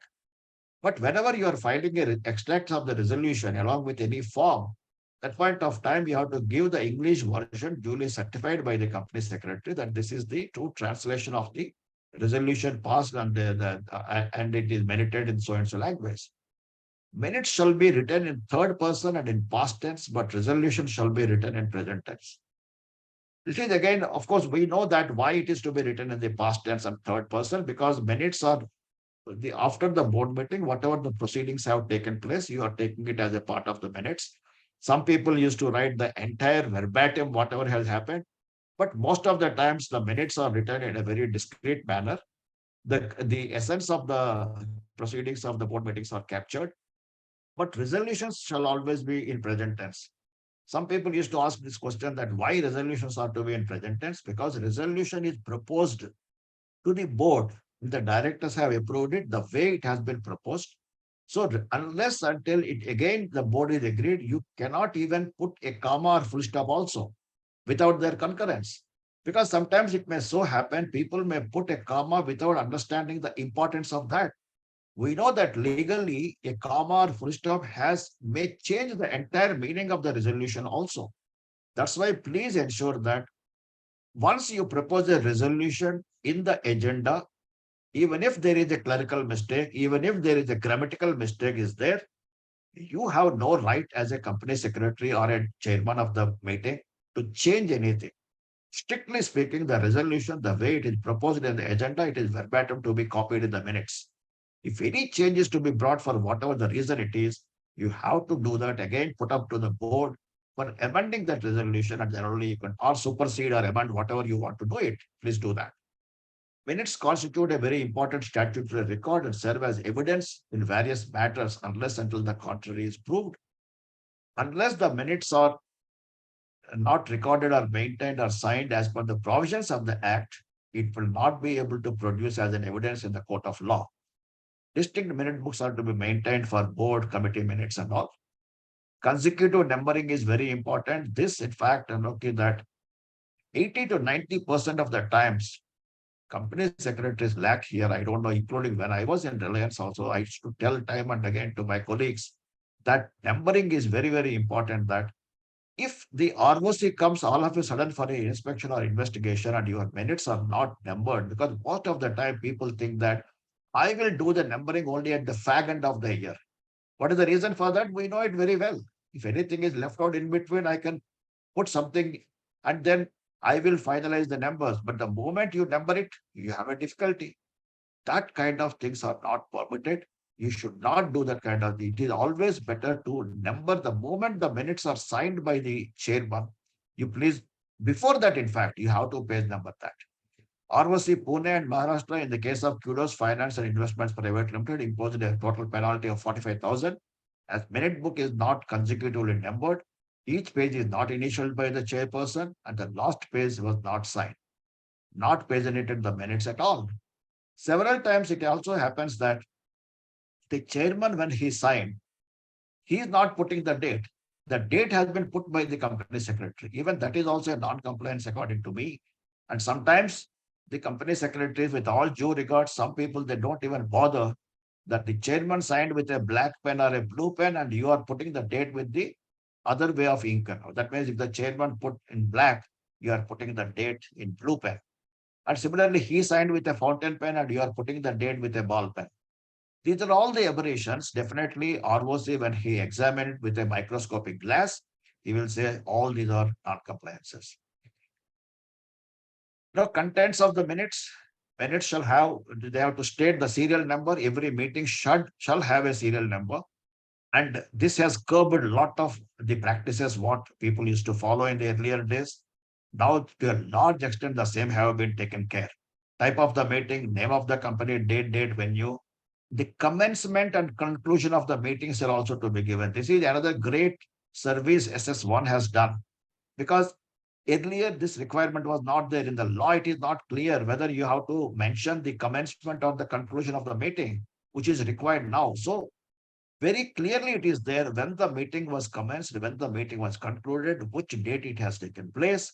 These are all the things are very, very important when the matter go to the court of law. ROC NCT of Delhi and Haryana imposed a penalty of 5,000 rupees each on 3 directors and a penalty of 25,000 on the company for not mentioning the serial numbers of the meeting in the notice. Specific contents. If a director leave the meeting early or if he is joining late, please ensure that it is recorded properly in the minutes. Because that director, if he is joining late, he might not be in the loop of what had happened. Similarly, if he leaves early, he might not be again in the know of the things what had happened after he left. So it is very important for the company secretary to record this. In case invitees for specific items are joining the meetings for a specific item only, please do mention that so-and-so invitee has joined. When you are mentioning in the invitees column, you have to say that for item number so-and-so he has joined. Similarly, I also advise that suppose as a practicing company secretary, if you are attending the board meeting and if you are signing the attendance sheet, please ensure that your attendance sheet also is there for that particular item only you have attended. Otherwise, what happens is it amounts to that as if you have attended throughout the board meeting. God forbids if any upsee is leaked, you too will be part of that investigation proceedings and unnecessarily you have to face the hazards. Name of the directors who have dissented or abstained from voting shall be specifically recorded in the minutes. The fact that an interested director didn't participate in the discussions and has not voted shall also be recorded. The minutes of the previous meeting may be signed by the chairman of such meeting, that means of the previous meeting itself, or maybe this chairman of the next meeting. In case, God forbids, if the chairman of the, suppose if you have the company is having a chairman, and if that, that is for the AGM, not for this. So the next chairman of the next meeting can be signed that thing. In case of AGM, I was trying to say that suppose if the chairman of the AGM, before he signed the minutes, which is to be done within 30 days of the AGM, he has to record it. God forbids he expired, then who will sign that minutes will be a question. Actually, I would have taken up this in SS2, but since I have touched that, I'm mentioning here. The board has to authorize somebody else to sign that particular minutes at such event. Chairman shall initial each page. He has to sign the last page and he has to put the date as well as the place where he is signing it. And again, ROC Pune, Maharashtra has penalized in case of Madhyam Aggravate Industries Limited. Blank pages in the minutes book were not scored off or signed by the initialed by the chairman, you can say. If any blank page you are leaving in between, because when you are taking a print, it may be difficult to take on the overleaf of the page. Several times it happens that in case you are leaving the page, you can say that this page has been left blank intentionally and get it initialed by the chairman. Even if you are scrolling it off also, still it is to be initialed by the chairman because the requirement is every page is to be initialed. Minutes maintained in electronic form shall be signed by the chairman digitally. People got a wrong notion that if you are maintaining the minutes in the laptop, that is not electronic form. The moment you take a printout and getting it signed means you are maintaining it physically only. Electronic form means you are not taking any kind of print and the chairman is also signing that by way of a digital signature. That is called as electronic form maintaining. Minutes once signed shall not be altered. Any kind of alteration required for whatever the reason it is to be put up as a fresh proposal to the next board meeting, got it approved, and then do it. Date of entry of the minute, the time and commencement is to be mentioned. Minutes of the preceding meetings, they need not be approved. They shall be merely noted at the next meeting. No question of approval, no question of ratification. Simple noting is only required. Minutes shall be recorded within 30 days. When we say that recording within 30 days means you have to take a print on the minute sheets and keep it in your loose leaf binder. If the ROC comes asking you for the latest meeting minutes, and if you say that it is there on my laptop or at my desktop, I will take a printout and will give you means it is a non-compliance. Recording does not mean finalization. Recording means you have to take the printout on your minute sheets. ROC Jaipur has imposed a penalty of 1,75,000 rupees because date of entry in the minute book, time of conclusion of the meeting, date and place of signing of each page was not initialed by the chairman. Again, all these we always take it as a trivial issues. These are the trivial issues for which the companies are being penalized. Finalization of minutes within 15 days, you have to do that. Several people used to have find it difficulty in those days but by now everyone accustomed to finalize the draft within 15 days, circulate to the independent directors, to all the directors, whether they are present at the meeting or not, you have to circulate the minutes to them. Even you have to circulate it to the original director also. And such minutes shall be circulated to all the members of the board as on the date of that meeting. That means if anybody has resigned or ceased to be a director, of course, obviously you don't need to give. But suppose if I am a director on the date of the board meeting, subsequently I cease to be a director, still I have to be given that minutes. I can give my comments on that, or I can express my dissent that is to be recorded. Directors, whether present at the meeting or not, shall communicate their comments. If the director is not commenting, if he is simply keeping quiet, means he is giving his concurrence of whatever has happened.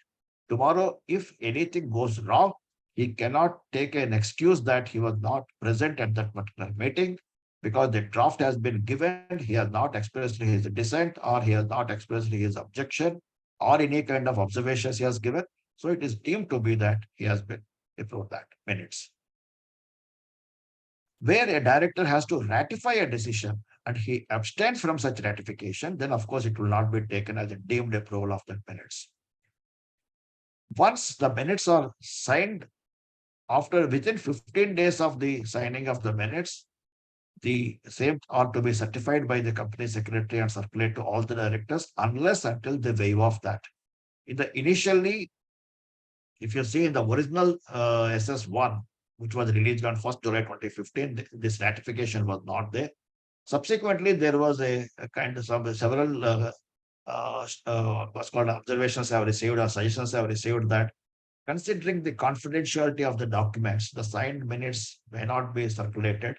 So it was provided that if the ratification has been taken from the directors, that you don't need to circulate the signed copy of the minutes, then the company need not circulate that.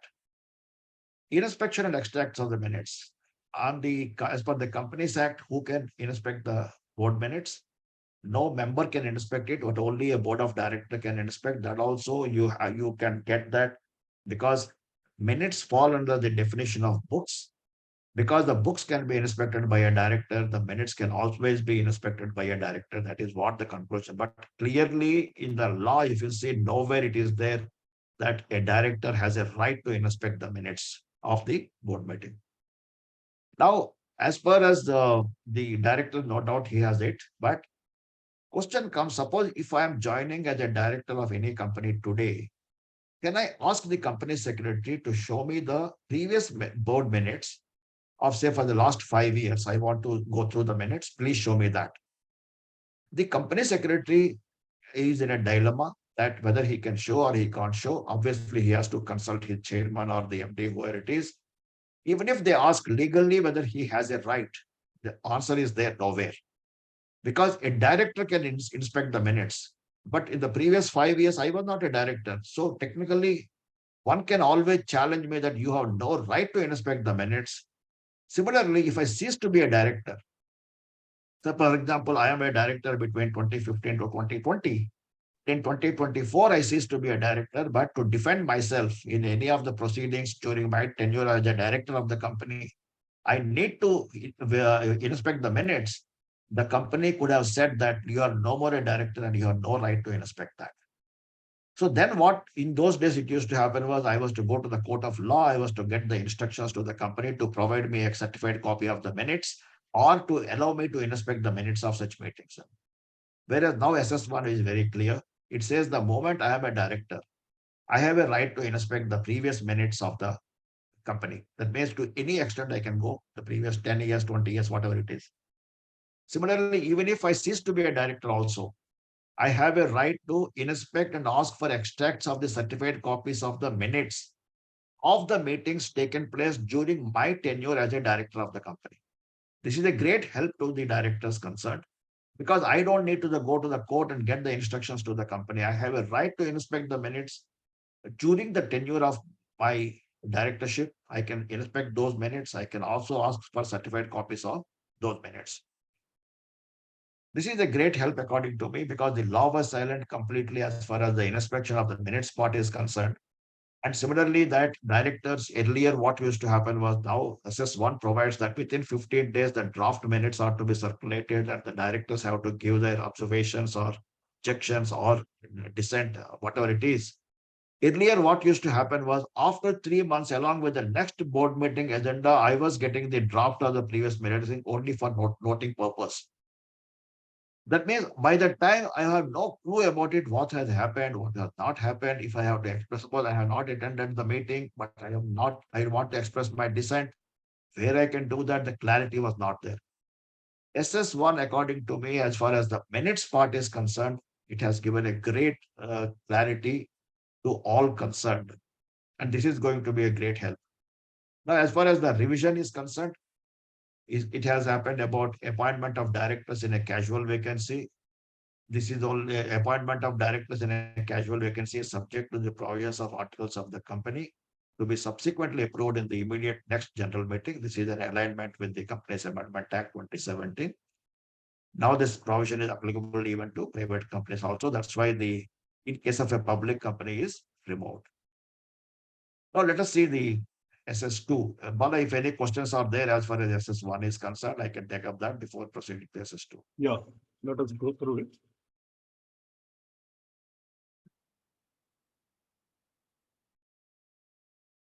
If you want to say anything as far as the minutes are concerned, because according to me, SS1 has done a great service as far as the inspection of the minutes and the drafting of the minutes are concerned at all. Dipti, you may also express your views about that. I agree. I agree on, especially if one actually pays attention to and keeps those pointers next to each other when you're drafting the minutes a couple of times. I think you'll get the logic behind a lot of these things. And like I said in the beginning, I think minutes are so critical. It's not just a resolution, etc. One or two things I'll mention. Recording dissenting views is such an important part of maintaining minutes. And that is absolutely critical and a duty of the company secretary.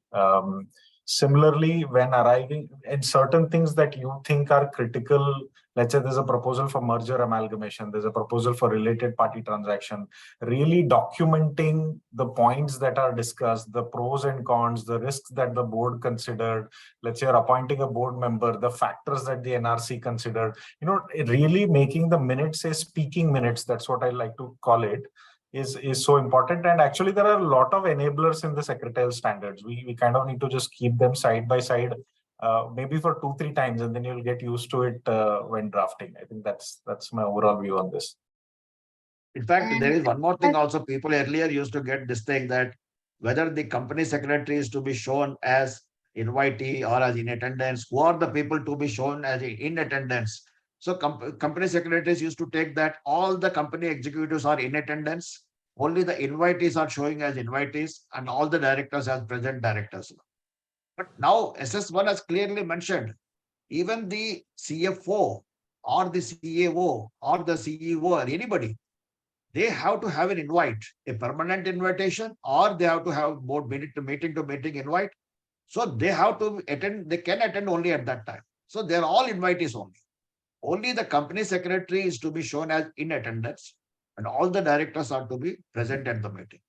Then question comes how to put the directors. Is the executive directors first or the independent directors first?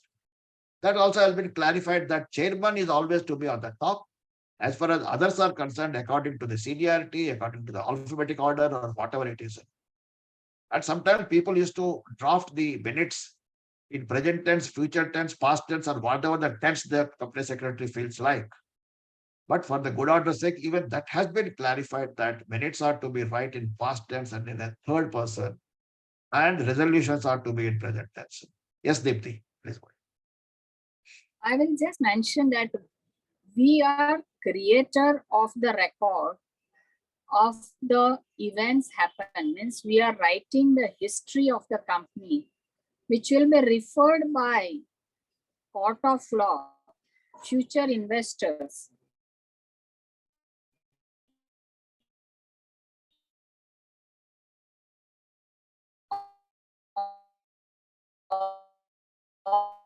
You will understand the importance of minutes. Your each maybe after 10 years. And the people you ask the having experience, you will understand that in the court of law, how the minutes get interpreted. So that's why each and every minutes, please think that way. It is not for regulatory purpose or your internal purpose. Boss, it is for the court of law. It will be judiciary. It will be looked at when the dispute happen, when investment happen. Everything will be proven by that. And all the forms what we file and the resolution drafted is proof of that. If we consider that way, we understand what we are doing. Thanks. And the ability of a company secretary depends upon how best he can draft the minutes. And in case of a rainy day, when the minutes are to be produced as an evidence in the court of law, how the minutes are to be read and understand what has happened at that particular point of time. It entirely depends upon the ability or capability of the company secretary, how he is doing that. So drafting is really a skill. It is a science, and one has to develop it over a period of time. You cannot say that I can circulate the minutes. Most of the times, again, with all due regards to the company secretary, the minutes are always prepared by cut-paste technology only. Pull out the previous minutes, and then that put it, and then prepare the next meeting minutes. No doubt about it. In this, you cannot, you don't need to type out everything, but whenever the cutting and pasting is being done, one has to do it very intelligently with application of mind. Otherwise, what will happen is that is going to leave some major debacles. It may take place in future unless and it is carefully done. Yeah, Bala, can I go to share SSQ or any questions are there? If a small company holds the 3 meetings as against the minimum meeting of 2 meetings, and the gap between the 2 meetings is less than 90 days, is the company is compliant with the relevant provisions. See, what the law says is you have to have minimum of 2 meetings. In between the 2 meetings, more than 90 days gap should be there. So if you are holding a meeting, one more voluntary meeting in between, you can do it by, I think, according to me, there should not be a problem by holding the 3rd meeting. If we are that means what? You cannot have 1st April 1 meeting and 31st March of next year another meeting. You cannot do that. And you can just say, in the good olden days, we used to have, that 4 meetings. First April, 30th June, 1st July, again 31st, something like that used to happen. Correct. To curb that thing, that they say in between the 2 meetings, 120 days gap or 90 days gap should not be exceeding that. We are preparing the basis. It is important to write the minutes in the form of the resolution passed, or we can actually simply mention the detailed discussion held at the meeting. See, this is a beautiful question. In fact, several times I have touched upon. This time, I think I might have missed out. For every decision of the board, you don't need a resolution. Only thing is, resolutions where it is required is where the act asks you a resolution, then only you need to give the resolution. Some people, they say that the minutes of the previous meeting, B and is hereby approved, ratified, noted, resolved. That is also a resolution some people used to pass. In fact, one point of time, I asked one gentleman, why you do this? Of course, that is before SS1. He said there is no clarity. So that's why I said minutes are approved, ratified, and noted also. Whichever is the one applicable, I'm still complying with that. I asked him why a resolution is required. He said every board decision, a resolution is required, which is not so. For every AGM thing, if it is a special business, resolution is mandatory. Ordinary business, no resolution is required. Board meetings, resolution is not required unless until the act, it is provided clearly that resolution is required. Okay. In the ensuring board meeting, 3 independent directors are retiring and 2 are actually proposed to be appointed as additional and independent directors, subject to members' approval. Can we reconstitute the committee in the same board meeting, even though appointment are subject to AGM approval? See, this is not a question relating to SS. Let us focus upon the questions related to SS only. Okay. And again, I always say that these kind of questions, that, 2 directors are retiring, 4 directors are there, this and all. I normally never answer these kind of questions in webinars or conferences, because unless until you have full facts with you, answer what you give will not be a correct answer. Because I have been quoted at 1 or 2 places wrongly that Sudhakar has given this opinion at such and such meeting and all. From there, that time onwards, I am very careful now before answering these kind of questions. Will a director be interested if he is appointed at the board of the subsidiary company in case of the agenda item pertaining to the subsidiary company in a board meeting? Not necessarily, because he is wearing 2 hats there, and he can always express that he is a director of the holding company, and then he can go ahead with that. That is not at all a commitment. Even in a private company, an interested director cannot vote on the circular resolution. What? Come back again. Even in a private company, an interested director cannot vote on a circular resolution. See, I have already said that, okay, if at all you are an interested director, you please express wherever you are interested, you have to disclose your interest. While approving that resolution, you can vote on the resolution. While before you do that, you please put this thing that you are interested in that particular thing and send it across to all the directors concerned. In fact, because the director should know that you are interested in that particular item. In fact, I think there is a MCA circular is also issued on this on 2015. Yes. Very specifically actually saying, director can actually disclose his interest and he can actually participate in the meetings. See, earlier it was participation, and subsequently the act was amended. He can also chair the meeting, continue to chair the meeting. He can also vote at the meeting also, in case of private companies. In fact, SS says that as a company, when we circulate, we also need to call out that this director is interested, because every director may not have the technical appreciation that, there is this I trigger this clause, etc. So as CSS, we also need to call that out in our covering letters for circular resolution. Correct. The best practice is to obtain the unanimous approval board for the circular resolution. Clarification record should be supplied to the full satisfaction of the board. Yeah, that is true, but sometimes it may not happen always. It's a good practice, but always it may not happen. In fact, Bala, for the previous question, where the director is interested, before you circulate that particular resolution, in the covering letter itself, you have to say that so-and-so director is interested in this particular resolution as expressed by him, and he is also entitled to vote, or whatever the legal position is there, it is better to give it in the beginning itself. Suppose that, for example, at the time when you are doing that, if you are not aware of that interest, subsequently he developed that he has given 3 days time. After 1 day, he has become interested in that particular item. Then it is the responsibility of the director to disclose the interest, to avoid the conflict of interest, and then he can vote on the meeting and then on the proposed resolution. How numbering shall be done, year-wise or meeting-wise? See, technically speaking, it is not a meeting-wise, it is not a year-wise. If you read the section, it is clearly mentioned that it is to be consecutively numbered. Okay. Whether the page numbers of minutes book can be done year-wise, that is the same question it is here. Please clarify whether the meeting is consecutive. Does it mean the page of the numbering? That is, for example, page number of the minutes year 20 ending 20 in the year 21, it should start with the 21. Yeah, you answered that question. It is a consecutive numbering. In fact, in one of the forums, one person, whether to pull my leg, he asked me that question, or really genuine question, I don't know. Sir, whether I have to put the page number on the left-hand side of the book or right-hand side of the book, the top of the book or the bottom of the book. I said that anywhere you can put it except in middle.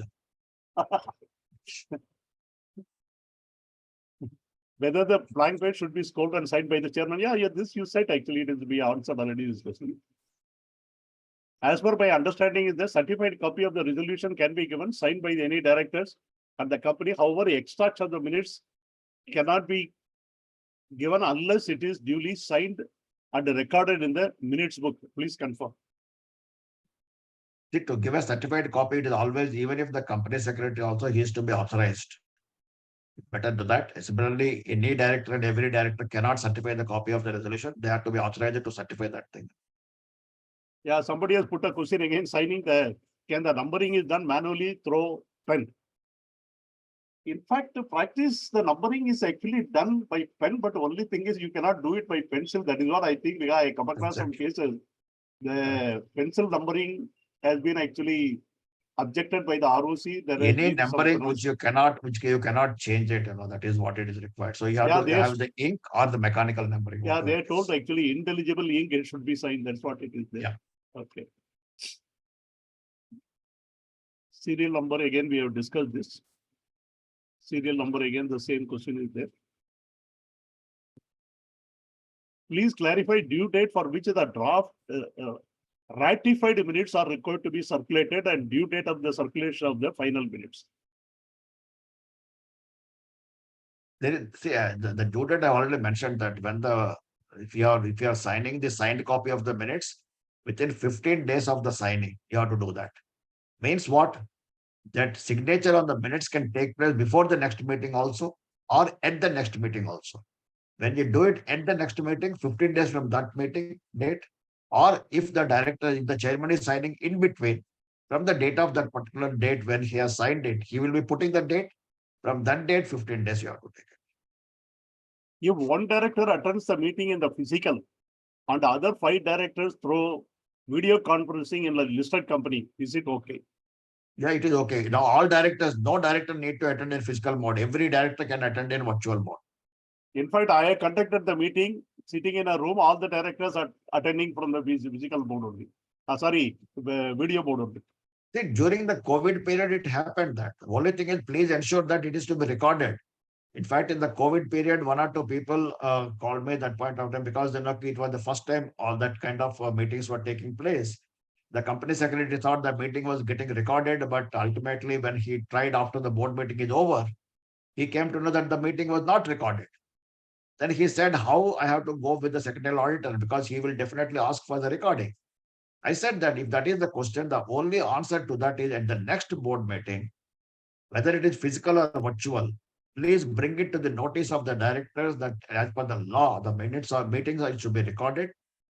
And because of some technical hassle, the meeting was not recorded.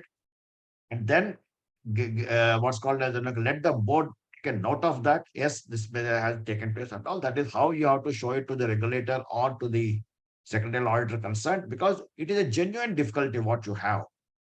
But if you are not doing that, simply closing your eyes, shutting your eyes, and you say that recording is not available, then it is not correct. Can the auditor ask the extract of the minutes? Auditor can ask for the extracts of the resolution, not the extract of the minute as such.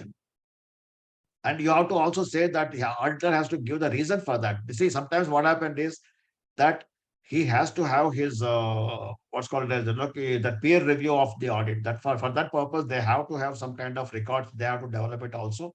So you have to understand that you cannot say that I want to have extracts of the board minutes. You don't need to give the extracts of the board minutes to any auditor. Can a director be appointed in place of the resigning director in a casual vacancy and not as an additional director? They come back again.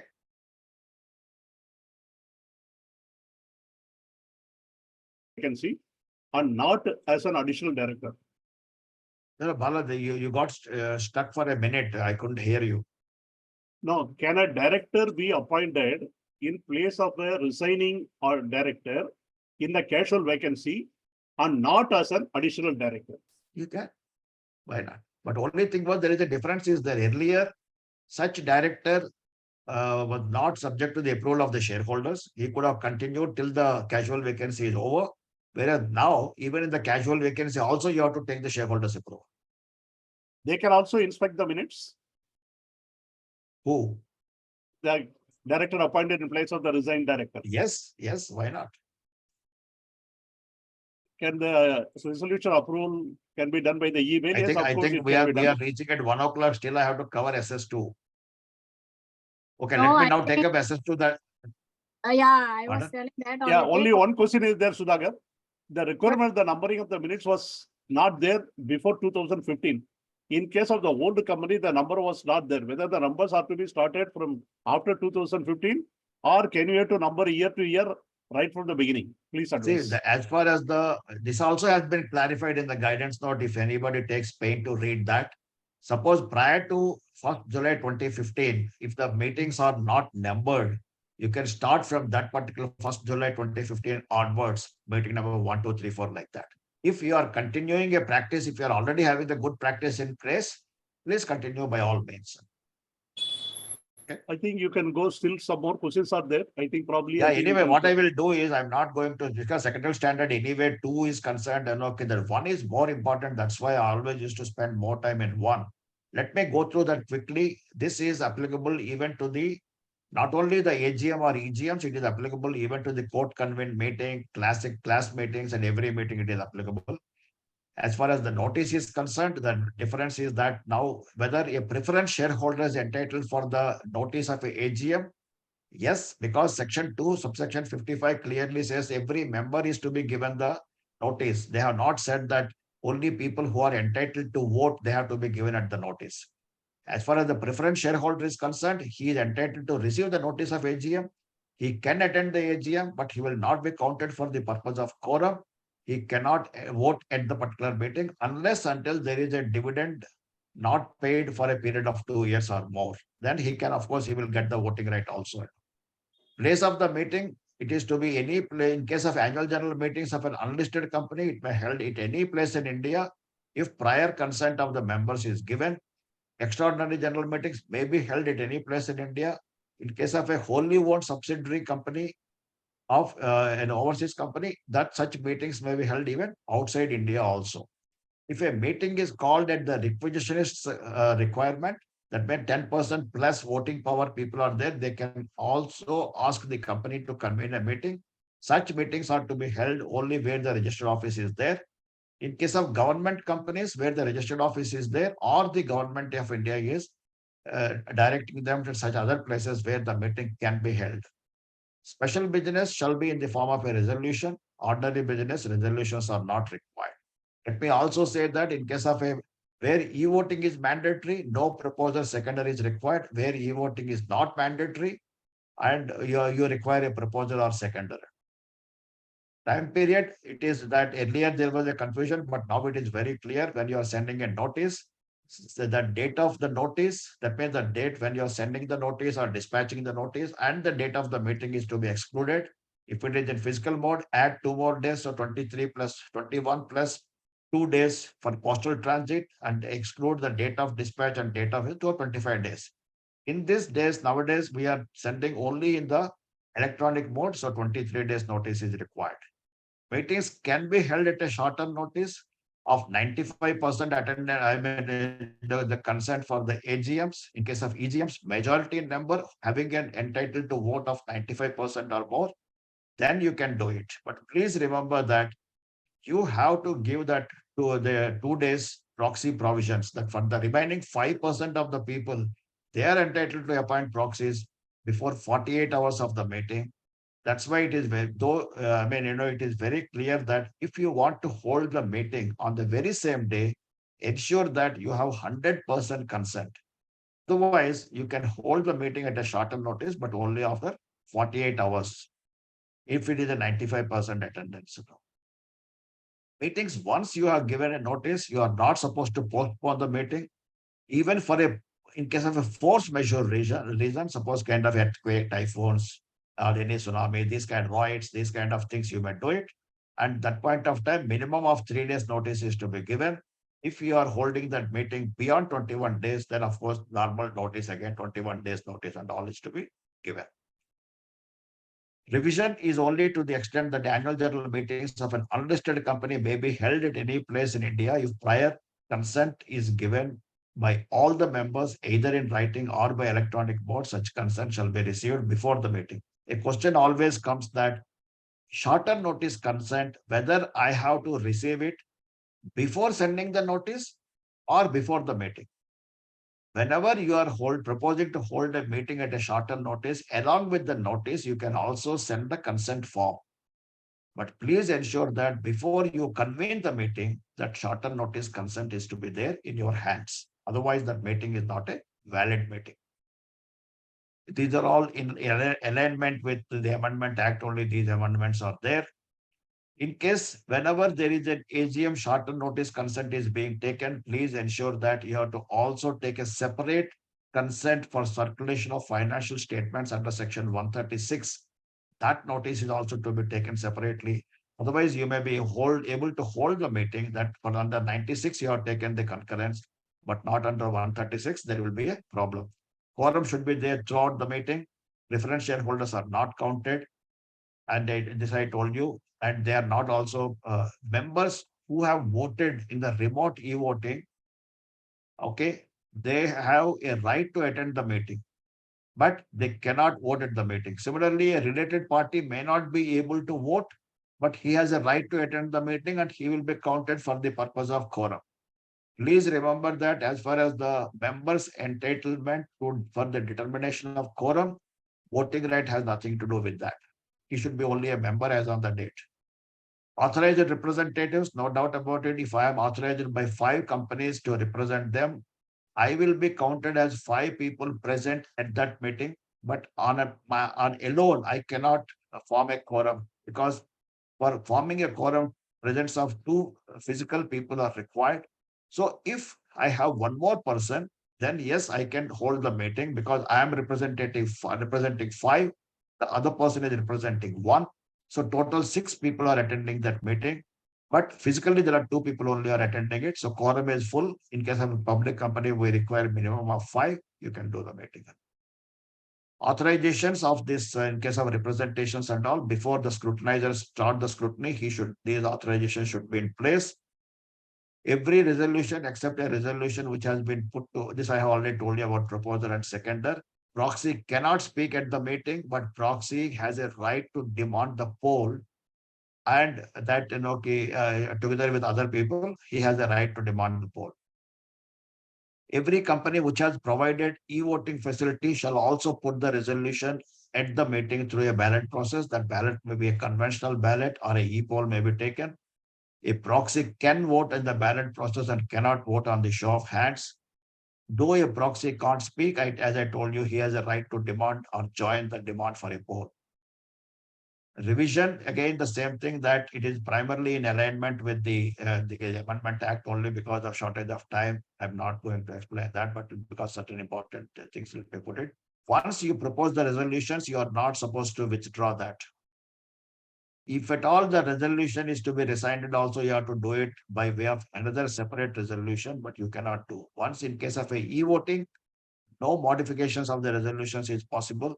If it is only on not e-voting is not mandatory for you, yes, by all means, you can modify that by proposing a motion for amendment, you can do that. In case of where e-voting is not mandatory, you can take that vote by way of a vote on show of hands or by way of a poll, but you can never combine vote on show of hands with e-voting at all, because vote on show of hands, 1 vote, 1 folio.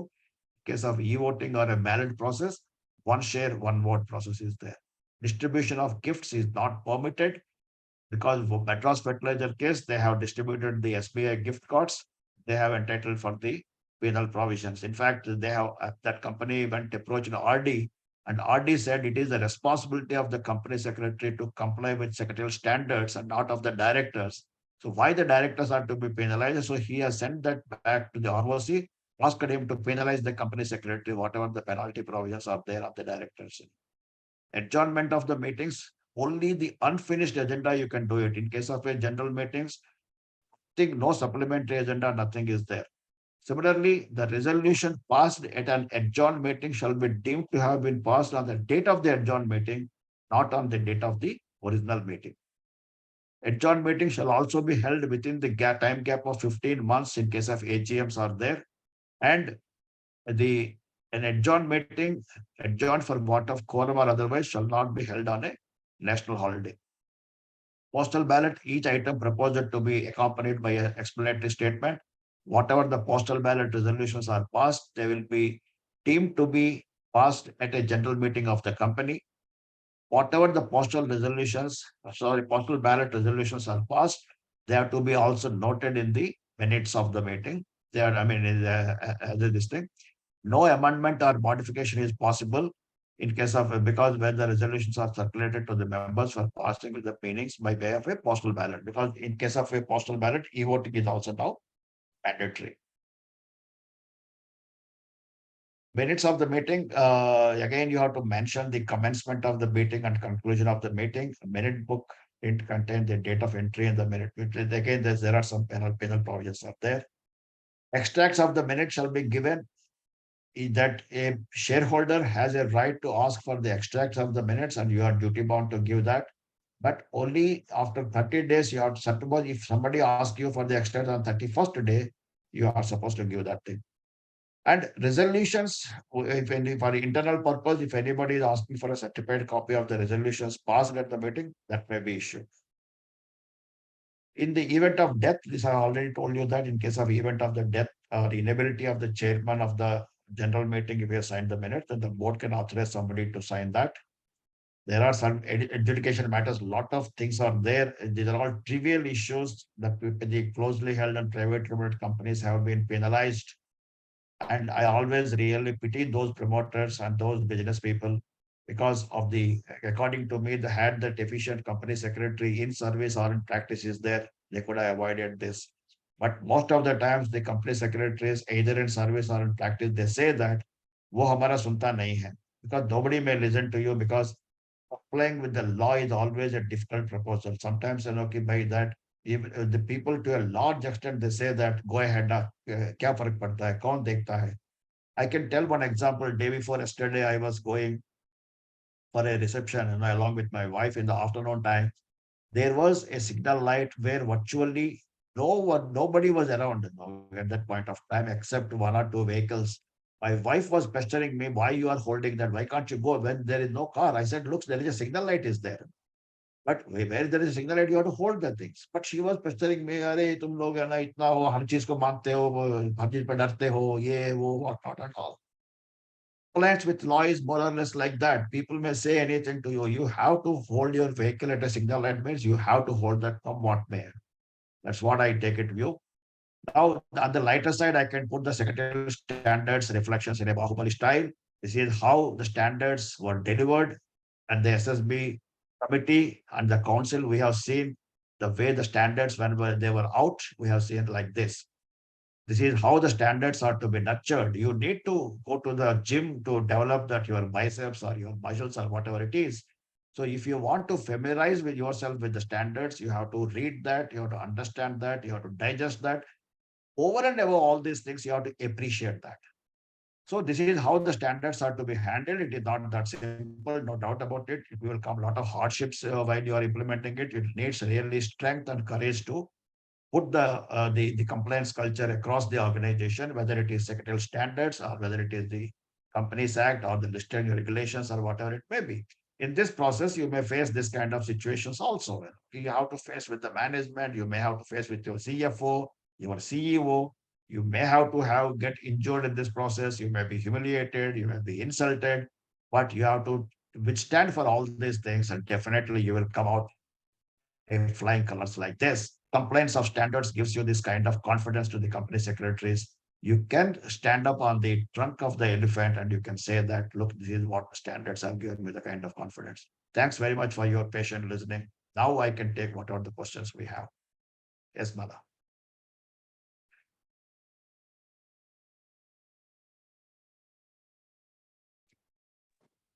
Sudhakar, you become Bahubali. Wonderful everyone, yeah. It was super presentation. Really, I liked it.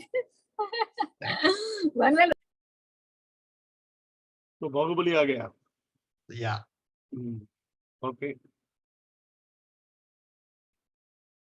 For the meeting of the board at the shorter notice, do we require to take a noting in that minutes of such meeting? Yes, you have to. In the notice, you have to clearly mention it is a meeting convened at a shorter notice. And in the minutes also, you have to say very clearly that this meeting is convened at a shorter notice with the consent of majority directors or all the directors or whatever it may be. If an AGM is held on 30th of September and adjourned for the adjourned meeting is held on 15th of October, what date should be taken as the date of the meeting? See, date of the meeting in the original meeting is there. Date of the meeting anyway, you are not going to change. If the meeting got adjourned, in the adjourned meeting, a resolution is passed. That resolution is passed on the date of the adjourned meeting, not on the date of the original meeting. Correct. The resolution is effective from the date of the adjourned meeting, whereas the meeting is actually as per the original meeting. That's it. Can we cancel the meeting of the board if the notice is already sent? Yeah, see, you cannot cancel the meeting of the board. You may be able to, if they are withdrawing the resolution, I mean, that board meeting notice altogether, then you have to give a reasoning for that. As far as the shareholders meeting is concerned, once you give the notice, you cannot withdraw that. Then Vinay, you may also give your comments on that. Whether board meeting notice, once you circulated, whether you can withdraw that. I have a slightly different view on that. If the authority to convene a meeting is with the chairman or a director, the authority to withdraw it in the absence of an express clause in the SS, but authority should also logically lie.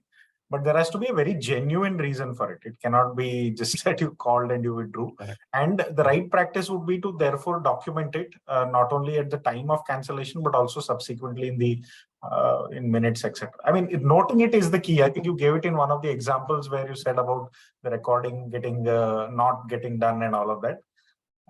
In these areas of gray, bring it to the attention of the board, note it. I think that would be the first thing that we should all do, rather than trying to shy away from it and say, I'll try to keep it. See, I will give an example here. Say, for example, you are convening a board meeting, only one agenda item is there, that is for the approval of demerger of the company or merger of the company with something and all. You are going to put a draft scheme. For whatever the reasons it is, okay, for the time being, that particular decision has been postponed. So the directors may be informed that the agenda item for this particular purpose for the time being is put on hold. And hence, because of that, the meeting which was proposed, it is cancelled. Some kind of communication has to go to the directors. Okay, now you have two options. One is let the board meeting be there as it is because you already issued a notice. In that meeting, inform to the directors about the reason that why you are not taking up that item. But in such case, you have to minute it there. To avoid the minutes part and all those things, you can cancel the meeting altogether. There is no prohibition. There is no bar in the Companies Act. Only where the bar is there, once you call a meeting, you cannot withdraw that or postpone that is postpone only for force majeure reasons. That is for the general meeting of the company. Yeah.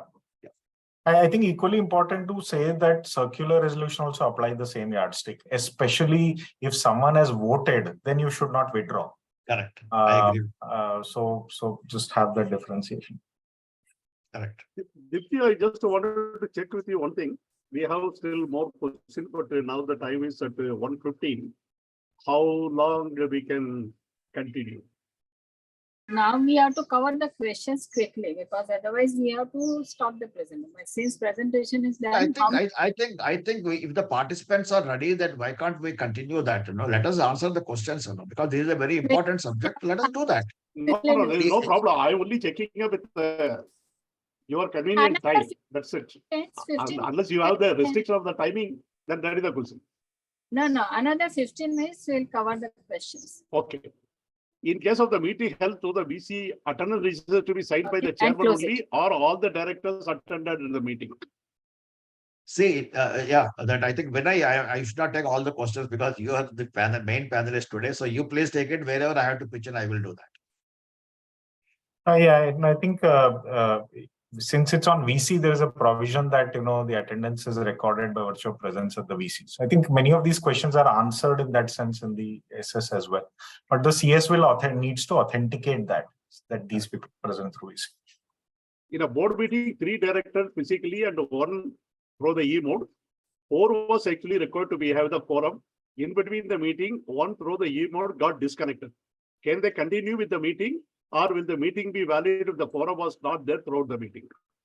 I think that's already answered. You'll have to have it throughout the meeting. So you don't have a choice there. Yeah.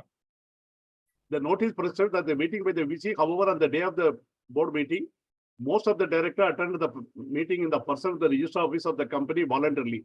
Now the minute should continue to mention that the meeting was held in VC or change it to the physical mode. No, whatever is the factual situation, if it happened in a physical mode, you will naturally record it in the physical mode. Yeah. Kindly clarify the applicability. But you need to be careful. I'm sorry, I'll just complete that. That if you have people on VC, you would still need to record a meeting, even if that's one person, etc. Because technically you convened it as a VC meeting and you enabled a participation by VC. So just take care of that. Just let me just give one input in this is that we never call a meeting as a VC meeting or a physical meeting. We always say that there is a meeting and the directors are entitled to participate in the meeting through video conferencing. In case you want to participate through video conferencing, please be in touch with the company secretary on this phone number and this email address. In case of COVID situation also, we used to write the notice like that. We always used to hold the meeting in a virtual mode only. But these days, of course, so that's why never ever call in the notice as if it is a video conferencing meeting or a physical meeting. You call it as a meeting only. Yeah. Okay, somebody has actually asked the SSO applicability to the voluntary committee. I think you discussed already that. See, in fact, as I told you that there is no question of any voluntary thing. SSC is applicable to all the companies, private, public, listed, unlisted. Even to Section 8 companies also it is there, except that, of course, Section 8 companies are exempted from the provisions of 118. Okay. So that's why technically one may say that Section 118 subsection 10 is not applicable to Section 18 companies, Section 8 companies, unless until they have failed to file the financial statements or annual return. Then Section 118 is applicable to them. What if pages of the minutes is wrongly written? Can we authorize another person to rectify? You mean to say that there is an error in the minutes? Yeah, paging, number of paging error. Yeah, that is possible. Manual error can be rectified, but you'll have to note it. I don't But think only thing, normally we also used to come across what we used to do in the next meeting. We used to bring out this. We used to put up to the board, we take the permission from the board, and the rectification is actually done. That is the way I think it is to be done. Yeah. No, I think, like I said earlier, anything like this, base thing should be put it to the board and note it in the minutes, regardless of what the situation is. Whether the notice of the board meeting is mandatory to be signed by the company secretary or director, or the company can authorize any other person. I think that's answered in the SS. If the board authorizes another person, that person can also sign. Whether the blank pages left out consecutively, whether the blank pages left out is also required to be consecutively numbered. Yeah, I mean, yes, I don't know, Sudhakar, if you have a different view, but yes, it is a book. Basically, the concept is it has to be numbered. So consecutively number. Yeah, you're like but it contains the book. Yeah. Okay, voluntary committee, we actually discussed this. When we say that consecutively numbered, suppose say, for example, for every 3 years, 5 years, you have to bind that loose leaf minutes. So for the next binder, when I'm going it, can I start with 1, 2, 3, 4, or it is to be consecutive numbering? It should be consecutive numbering. It should always be consecutive. Yeah. Some people used to say, sir, my company is a 30-year-old company. I said, koi numericals ka kami hai kya tumhare paas? You have that crores, billions, what not, trillions, what not, and the numericals are available. What is your problem? Whether it be a 1,000-year-old company, you have to have the minutes consecutively numbered. Yeah, and the logic of scoring off is so that there's no unauthorized usage of that portion of the blank page which is signed. Absolutely. It's got nothing to do with the numbering as such. The minutes is to be entered in. Same is the case with the serial numbering of the meetings also. People used to put the minutes, in the previous dates and all those, that nonsense used to be there. Right. To curb that kind of practices only, these minutes are to be numbered. Meetings are to be numbered now, board meetings. The minutes to be entered in 30 minutes and can be signed by the chairman of the next meeting. Is it complaints of SSO as the minutes are being signed by after 30 days? Yes, I think the rule is you need to enter it in 30 days. The signing will always happen later. But like Sudhakar ji mentioned, within 30 days, it should have been printed and part of your loose leaf binders or whatever form you're maintaining. Yeah, the idea is you've given the requirement by law is within 30 days, the minutes are to be recorded, not signed. Yeah, correct. As you said also in the beginning, either the minutes can be signed by the chairman of the same meeting before the next meeting, or by the chairman of the next meeting during the next meeting. That's what you said actually here. Yeah. So I think you should look at it logically. Meeting has happened. The SSS, you circulate draft within 15 days. Then you have 7 days to respond. Once the 22 days is elapsed, the minutes is final. Therefore, you enter it in 30 days. And the signing happens later on in the next meeting. So that's the whole sequence of things. How relevant are these SS1 and SS2 to the independent director to be aware of the same? And how will affect the responsibility, since so many other functional experts and independent director, or can they insist on certification from independent CS audit? So maybe I'll just attempt this if I understood correctly, how important it is for independent directors, right? No, can you please repeat one of the question? I couldn't understand that before How when I relevant, answers. how relevant are these SS1 and SS2 for independent directors to be aware of the same, and how will affect their responsibility, since how many other functional experts are independent director, or they can also insist on certification from the independent CS audit? So if you're okay, I'll share my views on this. See, I think the one of the most important and debated provisions of Companies Act is the immunity provision in 149 for independent directors, where it says by virtue of board process, were you aware? For an independent director, SS is so important because especially on the minutes part of things, like if you have dissented, did you record it, etc. So to my mind, for you to, as a CS, to create awareness for the independent directors, absolutely critical. For an independent director himself or herself, it's critical because by virtue of the board process, if you are aware of a particular matter, your liability crystallizes there. Hence, if you are uncomfortable with any of the things that are happening, or you want more time on something, etc., you need to, as a director, be aware of the requirement, number one, and second, insist on a few things. So I think it's very closely linked to the 149 provision on immunity of independent directors. See, as Vinay has rightly mentioned, the independent directors, rather the directors, community in general, they should be aware of SS1, and it is the responsibility of the company secretary to educate them on this. The reason being, as I told you about the provisions and the minutes about the inspection part. Similarly, anything relating to that, it is the director should know what are the rights and responsibilities. The law is silent about certain things. So, in fact, when I go to Institute of Directors as a faculty, I always ask the directors there are you aware of SS1 and 2? In fact, most of them, they say that they are not aware of SS1 and 2. In fact, I write to IOD also by that you have to have this SS1 and 2 as a part of your course curriculum. Sometimes they put it, sometimes they omit it, and all those things are happening there. But I always used to say the directors, please go and ask your company secretary that why you have not sensitized me about the existence of SS1 and 2. If the chairperson stays outside the India, do we need to get the signature in the minutes or send it through the courier outside and get signature? Yeah, that is what normally it is done. Company has only one independent director on the board. Whether such company is required to hold independent directors meeting. No, I read this question on the chat box. See, whoever has asked this question must clarify, is this independent director appointed voluntarily or under the Act? Because if you triggered it under the Act, you would also have triggered the audit committee requirement. And audit committee requires minimum 2 independent directors. And therefore, you'll naturally have a meeting of independent directors, right? So you need to clarify whether you appointed statutorily under 149 or you voluntarily appointed someone, you call them to be independent. I think that requires a bit of a clarification. So if it is voluntary and if it's only one person, logically the meeting of the independent director is not required. Why the video recording of the... One thing, Bala, 1 minute. Yeah. See, one thing is there in the Companies Act, anything you are doing voluntarily, it is always advisable to comply with the provisions also. You cannot misguide the stakeholders by saying that I have an audit committee and you are not complying with the audit committee provisions. Similarly, you say that I have an independent director and you are not complying with the independent director provisions. So you cannot mislead the people.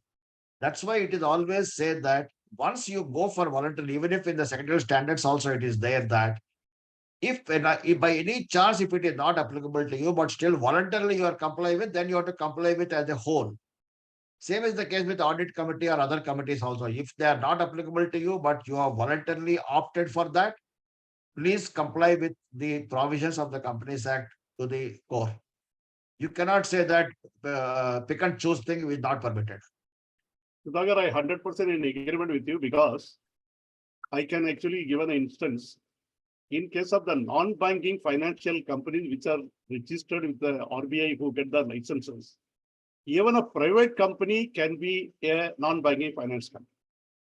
When the non-banking finance company, being a private company, obtained the license from the RBI, as per the RBI directives, even the private company needs to have the audit committee. Under the Companies Act, though private company need not have the audit committee.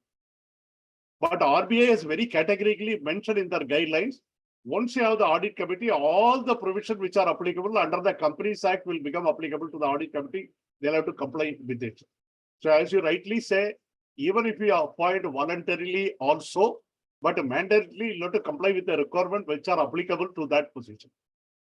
The only, I think, just to, while I fully agree with you, the only point I think is if there's only one ID, then you cannot technically have a meeting of IDs. I think that was the question, and therefore. No, one thing is there, as Sudhakar puts it, I don't think we'll be able to answer this question correctly without knowing the facts here. Correct. Because we do not know. Because according to you. See, Bala, what I'm trying to say is, if appointment of independent directors is not mandatory for you, you want to voluntarily appoint, then you appoint 2 independent directors. You cannot appoint 1 independent director. That's what I said. Okay. The requirement of the numbering of minutes, was not that we already discussed, I think so. Voluntary committee, again, the same question which has come actually. I think let me go down.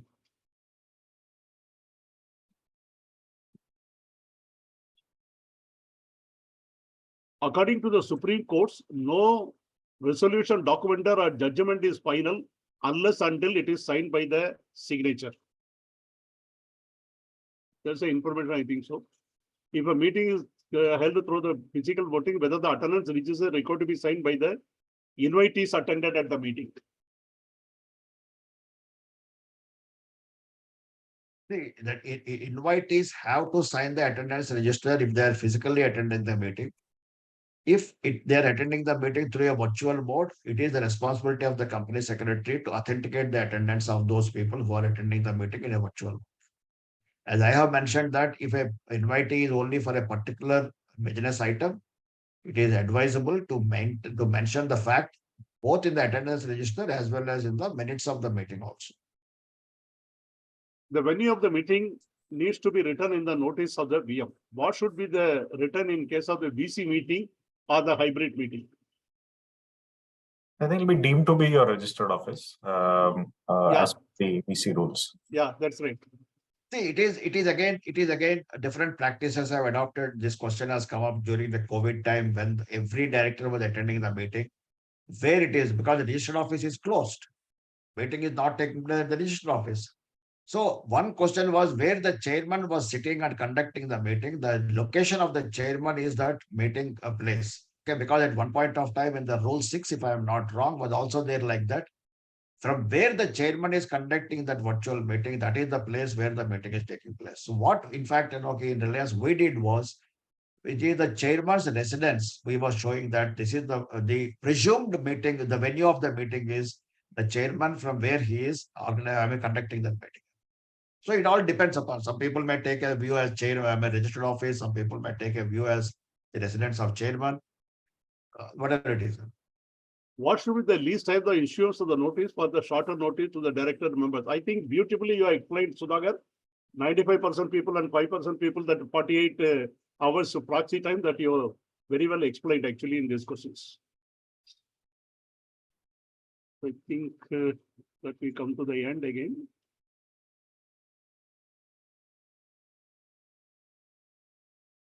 Can we delete the VC recording after the passing of the resolution in the board meeting? See, why can't people read the rules? I do not know, because VC recording is required to be actually preserved till the audit gets over. Yes. That is very, very clearly it is mentioned there. Yeah. So where is the question of passing the resolution, deleting it? I don't understand, really speaking. Whether CS appointment resolution can be passed through the circular resolution for a private company or many say the rule 8 is not applicable to the private company? See, KMP appointment should be at the meeting of the board of directors. Okay. And if that, in case of a private company, that is not a KMP position. But there is again a controversy these days. Some people say appointment of company secretary, by virtue of that itself, it is a KMP position and all. This is still the controversy. This is not concluded. Some people say that the appointment of company secretary is a KMP, though 203 is not applicable also. But I am of the school that from where 203 is applicable, then only the KMP is there. That means that is rule 8. If rule 8A has come, that is for the companies which are having 10 lakhs plus paid up capital. Sorry, 10 crores plus or 10, I think 10 lakhs plus paid up capital. Nabala, it is. Yeah. So in that case, what happens is it always depends upon that, which way it is to be taken. Better if it is you pass it by at the board meeting, it is always advisable instead of a circular resolution. If the company has shifted the registrar office in the year 2019 from one state to the another state, do we have to record to keep the minutes binded in the another state also? No, this record is to be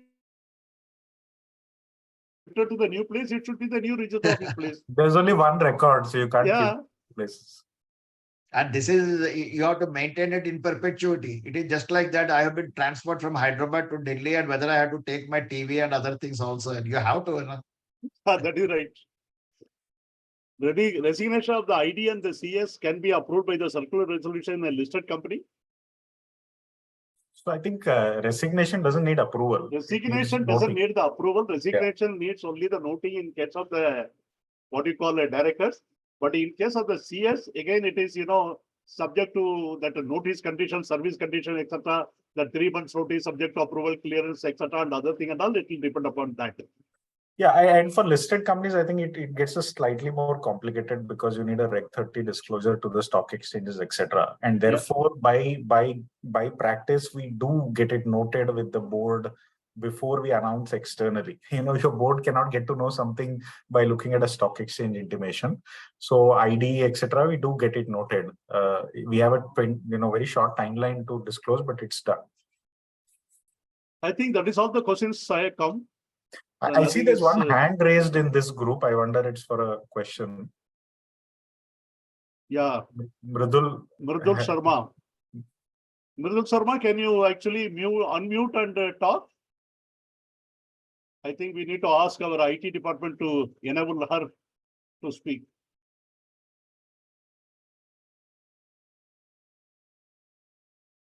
Mridul, can you talk?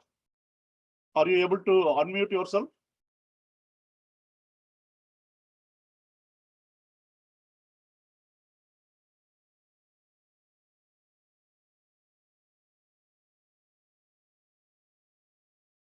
There are a few more hands are raised. Hello. Yes, please. Yeah, I'm Devesh Pathak. Yeah. That was relating to frequency of holding board meeting in a year. May I continue? Yeah, please. Yeah. So my suggestion was that frequency of board meetings that should be linked to financial year in the Secretarial standard, because so far as section 173 is concerned, requirement is that it is neither mentioned financial year nor calendar year. They simply say that 4 board meetings shall be held in a year. So my suggestion would be that since most of the things are linked to the financial year, it would also be better that frequency of board meeting is also linked to the financial year. Thank you. In the absence of a mention, year means calendar year. So the act requires it to be calendar year. To my view, section 173, that is silent, whether it is calendar year or financial year. They simply say it is year.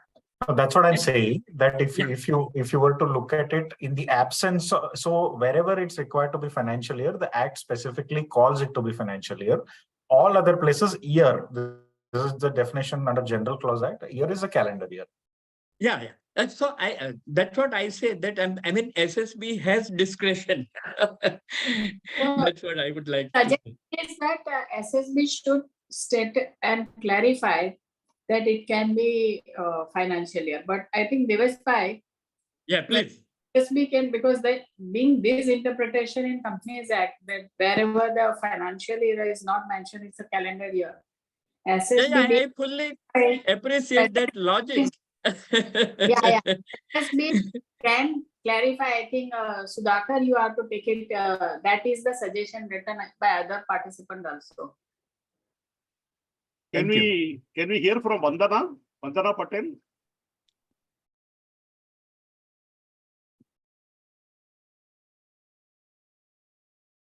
Vandana, you are on mute.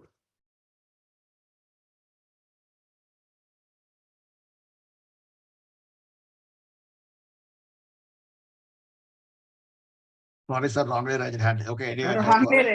Okay. Yeah, good afternoon, sir. Yeah, Good yes, afternoon. Ajay. Ajay Tiwari. Sir, Mike, I have a query. Yeah. Nowadays, we are. Yes, please go ahead. Can I speak, sir? Can I speak, sir? Okay. Yes, sir. Can you hear me? Yeah, Ajay, yeah. Yeah. Sir, nowadays we are floating circular resolutions through email, and we are getting the consent and approval from the director through emails only. Do we need actually this signing part of circular resolution consent? I'm sorry, the question is not clear.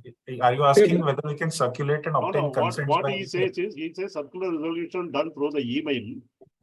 And it is also approved on the email. After the approval is concerned, whether the resolution has to be printed, a physical signed copy will be required. That's what I question, if I understand correctly. No, the approval process can happen entirely electronically. You can issue a certified copy later on by signing it physically and all, which is fine. But the approval process, you don't have to go back to your directors and take the signatures again physically, if that's your question. That means we need not go to director, right? No. Achha, regarding this, one more question regarding this shorter notice. 1 Suppose minute. there are. So we are clarifying that if the resolution is circulated and all directors or whosoever requisite majority give approval through mail that they approve, then there is no requirement of physical signature from their directors. That we are concluding, right? Oh, sorry, Yes. It is not so. It is not so, because you have to have that signed copy on your record. If you see that Secretarial Standard Guidance Note, this is very clearly mentioned. You may have a digitally signed copy with you. That is a different thing.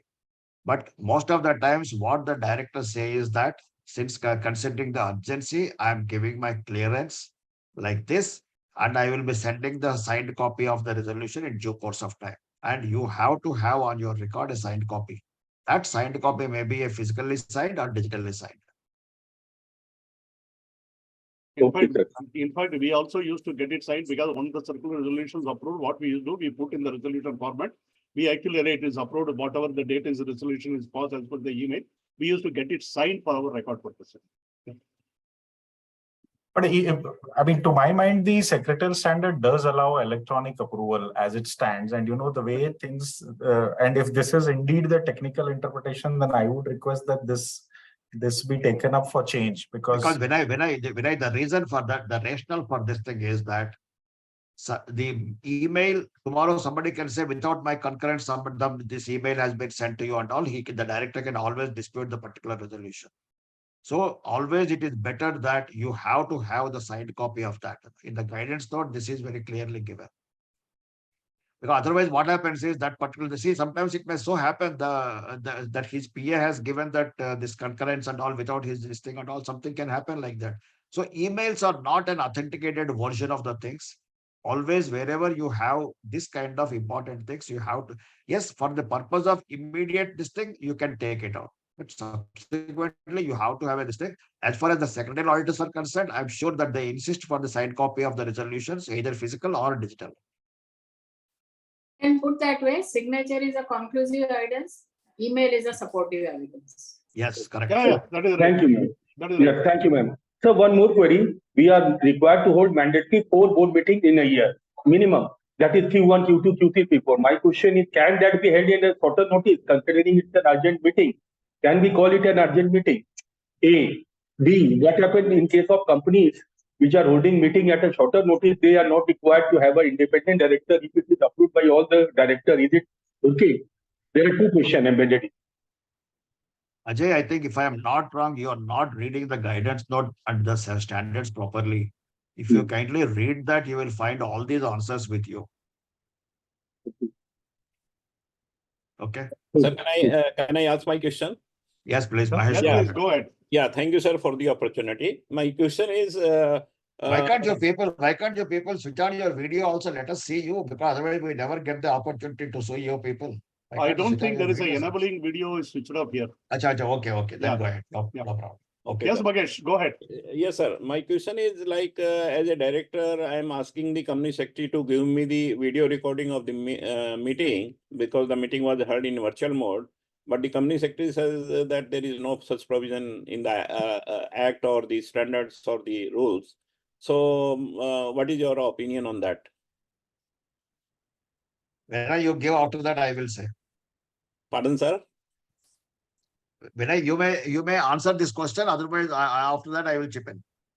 No, This so is a very interesting question. I have faced this. yeah. So my personal view is that the director has the right to seek the recording, and it would be not right on the part of the company secretary to deny it.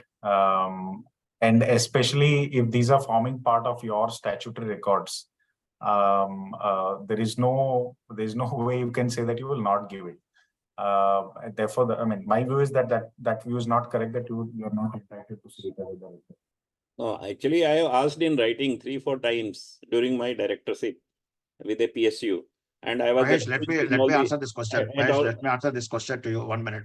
See that neither in the law nor in the standards there is a clarity as far as the video recording is concerned. Okay, I have faced this situation. We have examined this issue at a great length, and a video recording which you give it is the highly confidential document of the company, can be misused.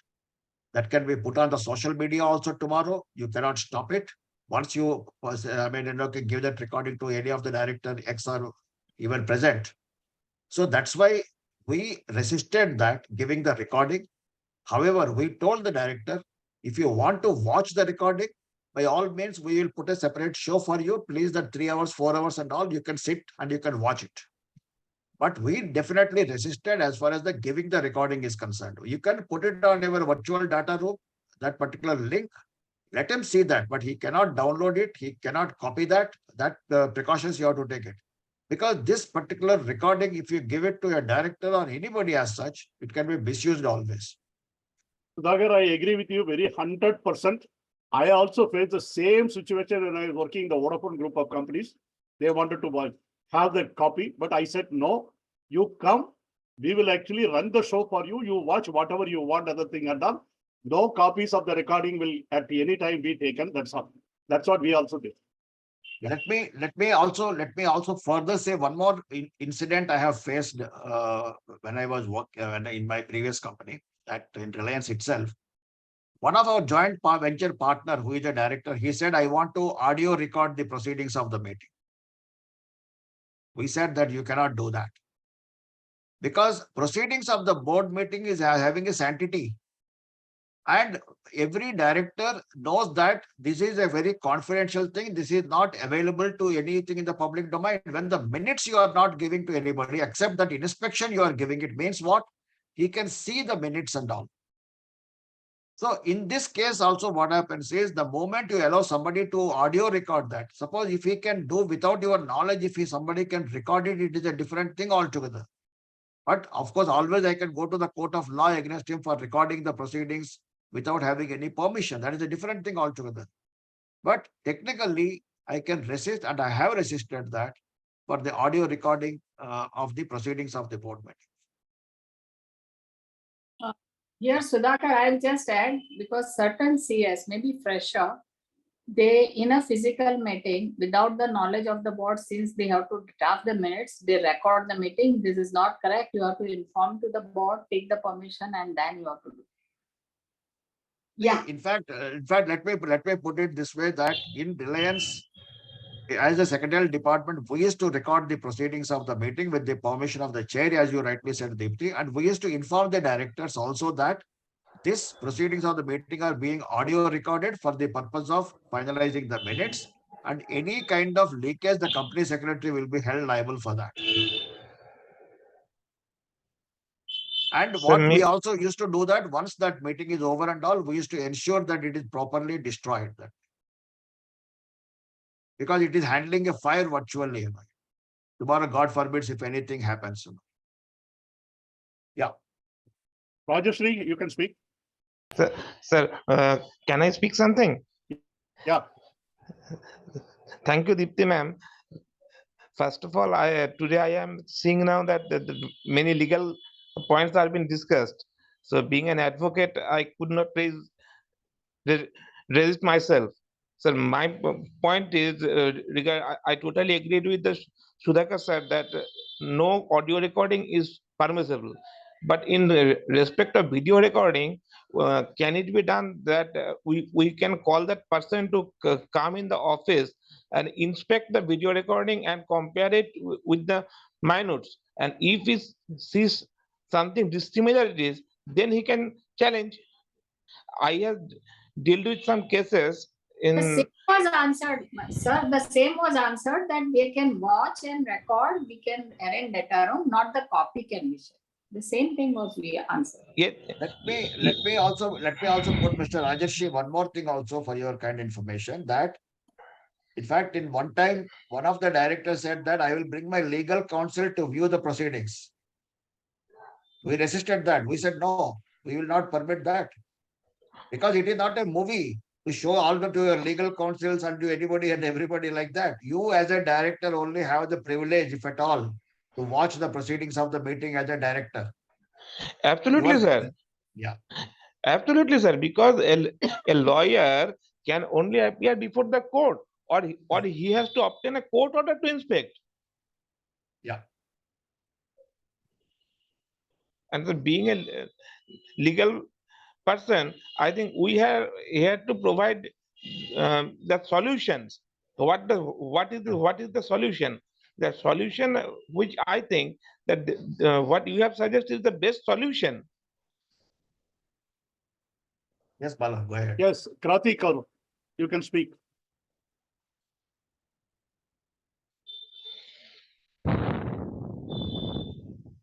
Krati Kaur, can you speak? Yeah, go ahead.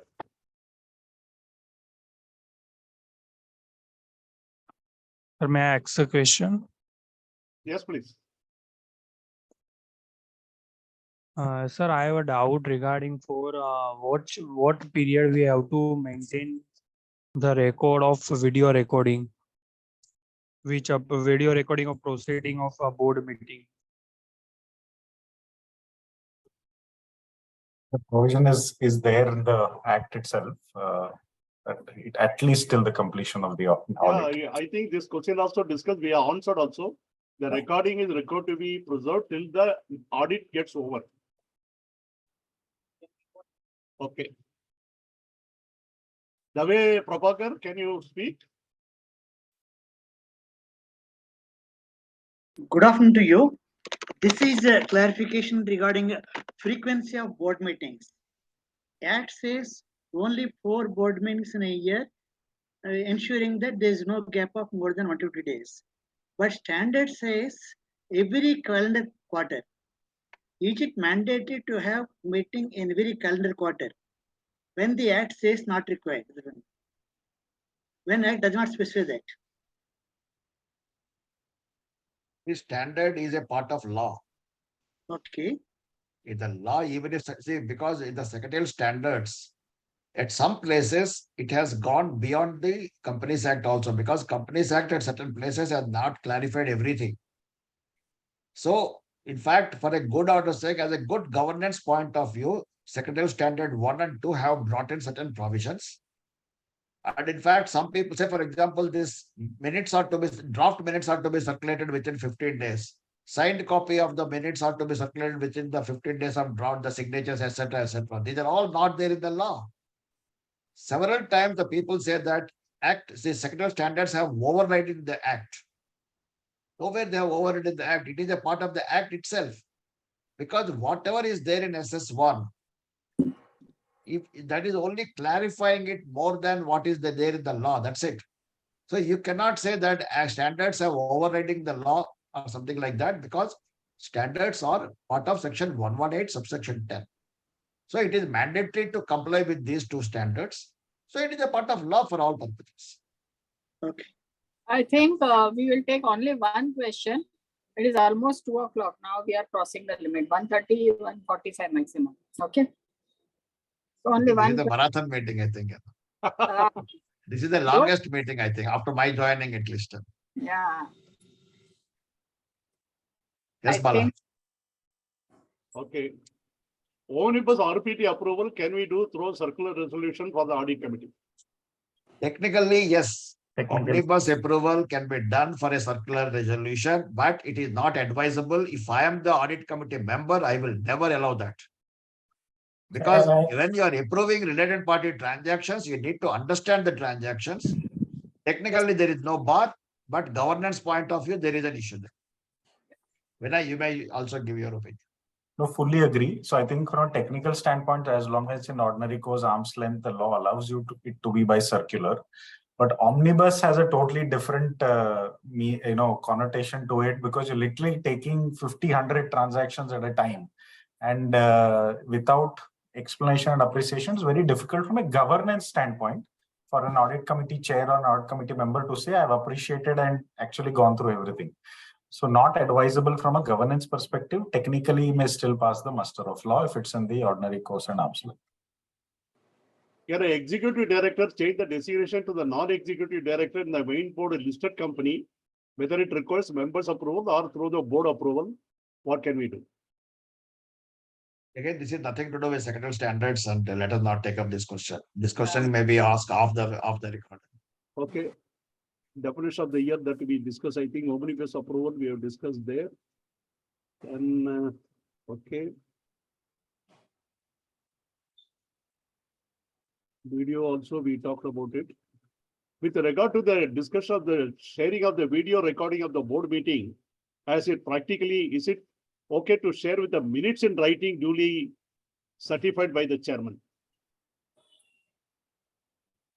No, the question here is he wanted to see whether it is a really recorded thing is recorded. That is the whole purpose. That is why he answered that we can allow him to watch the recording.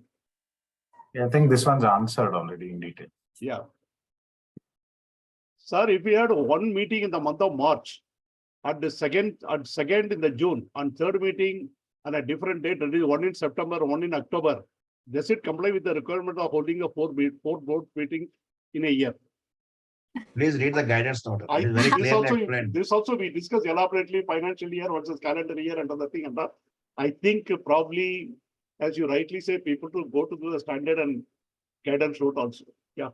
See, I think, Bala, in fact, my experience is when you what's called elaborate the time, sometimes the questions quality also is getting degraded. I think let us not now take questions. I think their attention is diverted. Everyone is hungry now. So let's. Yeah, that is all. Now questions are over. We can close it. Okay. Absolutely no issue. Questions are over now.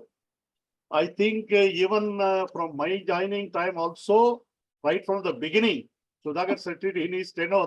But right from the beginning, I am there from day one in these meetings, except only one meeting. Okay. It is the longest one. It's closer to 2 o'clock, 3 minutes to 2. Great. Over to Dipti.